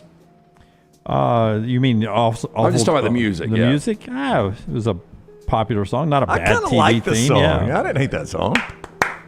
Number 9, Batman. The Rembrandts. I didn't like that one. Batman. Yeah. Number 8, Gilligan's Island. These are very old right now. All of a sudden, 9 and 8. Number Well, name a 7 theme song from currently. is Cheers. Cheers. It was a charming song. Well, one that's not on here, which was iconic, and they were going to change it up at the beginning of every episode, but The Sopranos. And they stuck with it, but it's not on this top 10. Yeah. Number 6, Happy Days. Boy, you could say, I mean, Monday, Friday. Happy Days. Monday, Friday? What happened Monday, to Tuesday? Tuesday. Whatever. Tuesday. Forget what Tuesday, Wednesday, Thursday. I saw a country music dude in the songwriter's room at Floribama play this one on Friday night, The Fresh Prince of Bel-Air. Yeah. I've was tried. iconic, yeah. I try to push it up a little bit. Slow it down, amp it up. Yeah. It's tough. Yeah. Well, you can do a little bit, but it gets redundant. Number 4, The Pink Panther. Dun, dun, dun, dun. I saw a guy playing this on his guitar and for like 5 minutes at a restaurant. At Like, least, I never liked the Pink Panther. least favorite cartoon of I'm all with you, time, Dunaway. Did you watch any of the movies either with the... I think I probably saw one. Yeah. Yeah, the guy. problem is I tried to watch those movies when I was a kid because I thought I'd see The Pink Panther. I It was know. about a It's sleuth. totally different. it's a diamond. Yes. That sucks. Totally different. Number 3, The Flintstones. Did John Candy sing this in Planes, Trains, and Automobiles? 3 coins in a fountain. Flintstones. I'm going to go ahead and tell you, I didn't love the Flintstones either. You didn't? I didn't like the laugh It was track. okay. The but modern I didn't Stone Age family? Oh, you're not going to like these next 2. Number 2 on the list, again, top 10 TV songs. Hated. Ranker.com, The Addams Family. Hated For Addams some Family. reason, when I was a kid, NBA Arenas adopted it too. Da-da-da-dun, da-da-da-dun, da-da-da-dun. Hated it. And then number 1, The Jetsons. Scooby-Doo. Scooby-Doo. I love Scooby-Doo. Scooby-Dooby-Doo, where are you? Yeah. That's pretty good, guys. Work to do now. That is Bullet, how he climbs all over me everywhere. I'm not surprised. That is Trash Today, brought to you by our friends at Mortgage Right. Also, New York Butcher Shop, bringing you part of the show today, LT. You had some new things to tell us about New York Butcher Shop. Yeah, so we've got Memorial Day coming up. I know you guys are excited about that. And one of the things that goes well with Memorial Day is grilling. And our friend Jim at the New York Butcher Shop just wants to remind you that coming up Memorial Day, they've got a Boston butt sell, hickory smoked Boston butt. Who doesn't love that? Yeah, already going on. You don't have to wait till Memorial Day. You can get it right now. I saw it yesterday when I went by there. Yeah, $39.99. It's fully cooked. It's available for pickup Thursday through Saturday, May 23rd to the 25th. You can call the Cahaba Heights location, 205-970-7300. You can call the Greystone location, 205-703-8825. Get ready for Memorial Day with that hickory smoked Boston butt sell, $39.99. $4.99, fully cooked from our friend Jim and the guys at the New York Butcher Shop. When we come back, where Brown is going on his second place punishment, we're going to draw of all the people that bought T-shirts, hats, and stuff at nextround.store using the Brown promo code. His destination unveiled next. Follow LT on Twitter at @TheLanceTaylor. This hour of The Next Round is presented by the Birmingham Racecourse Casino, now featuring 7 days of giveaways with your chance to win a share of up to $125,000. The more you visit the Birmingham Racecourse Casino, the more chances you have to win. Stop by the New York Butcher Shop and pick up the finest in certified Angus prime beef steaks and burgers, premium pork chops, ribs, and all-natural chicken cut to order just for you. Their chef-prepared entrees and side dishes are the perfect dinner-to-go choice for your family and are ready to heat at home. With a great selection of fine wines and desserts, the New York Butcher Shop is your one-stop dinner shop. 2 locations to serve you, Cahaba Heights and on Highway 119 in Greystone. The New York Butcher Shop. Rare quality, well-done service. Stallions fans, your undefeated Birmingham Stallions are back at Protective Stadium this Saturday at 7 p.m. The Stallions take on the Houston Roughnecks for Hats Off to Heroes. Fans who purchase our Hats Off to Heroes ticket package will receive an exclusive camo hat. With only 2 home games left this season, don't miss your chance to cheer on your Birmingham Stallions. Let's pack Protective, Birmingham. Tickets start at just $10 and are available at theufl.com. That's theufl.com. Start your day online with our website, nextroundlive.com, for the latest videos, podcasts, and college football stories. It's also a great way to stream the show or shop in the Next Round store. Stay connected by visiting nextroundlive.com. The wait is over. Tonali has arrived. Beautifully distinctive Italian styling and performance. Come test drive the all-new 2024 Alfa Romeo Tonali plug-in hybrid at Alfa Romeo of Birmingham. The all-new Tonali offers best-in-class horsepower and torque, fastest 0 to 60 times in its class, plus best-in-class range with full electric charge. And best of all, qualified Tonali leasees are eligible for up to $7,500 EV tax credit factored into your lease. Hurry down to Alfa Romeo of Birmingham and experience the all-new Tonali. Hey, you. Summer's here. Time to get hot. And at New Balance Birmingham, that's just what we got. For a summertime vibe, see what's inside. Come together at New Balance Birmingham on Highway 280, right next to Chick-fil-A. New Balance Birmingham, we got now.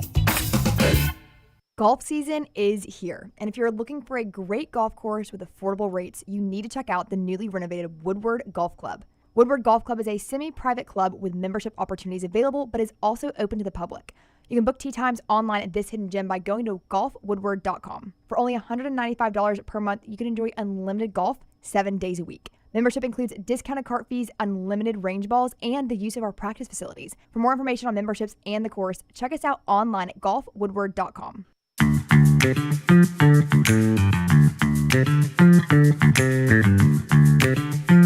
A+ Realty. Excuse me, no. A+, the folks that changed the way Brown and LT's real estate looks on the inside. That's right. When it comes time to hit the old realtor, you're going to be happy you used A+ Tile Home Remodeling. My guy, Brad Bell, he worked at Lance's house, too.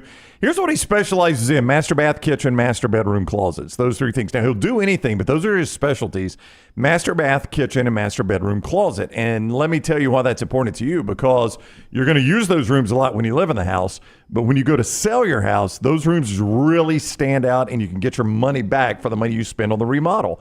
Tyler is showing you some video Brad has done in some houses around here. He can do it in your house. He's worked in my house. He's worked in Lance's house. I could not be happier with the job he and his crew did at our house redoing our master bathroom.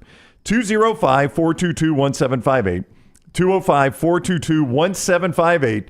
Brad Bell, A+ Tile Home Remodeling. Brad Bell, A+ Tile Home Remodeling. If you miss any of this, reach out to me. I'll get you in touch with Brad. 205-422-1758. Thanks to all of you who used the Brown promo code to buy some stuff to help with his second place punishment. Remember my punishment here on the Tight Shot coming up later, I think in July? I believe the week before SEC Media Days. Because we're making sure graduations are done, right? Yeah, so we're going out in July, and some new layers being added to mine, like I've got to be in a costume when I go shoot and invade these campuses. So we'll do that coming up. But Browns is happening first, and we did that through purchases in our store. LT has a list of some purchases over here. He's going to shake up the hat, stir them around, and then Brown's going to draw out. One nuance to this now. Brown's delivering one set of gear to a customer unless it comes up in the Birmingham metro area. Right. And then if it is in the Birmingham metro area, you're going to connect deliveries 1 to 2, 2 to 3 until you're out of the Birmingham metro area. Yeah, so this could be up to 20, right? That was your rule. So I'm going to just give a number. Lunsford's got the master sheet back there. Here you go, Lunsford. You ready? Yeah. 81. 81. All right. Hold on, we may not need another one.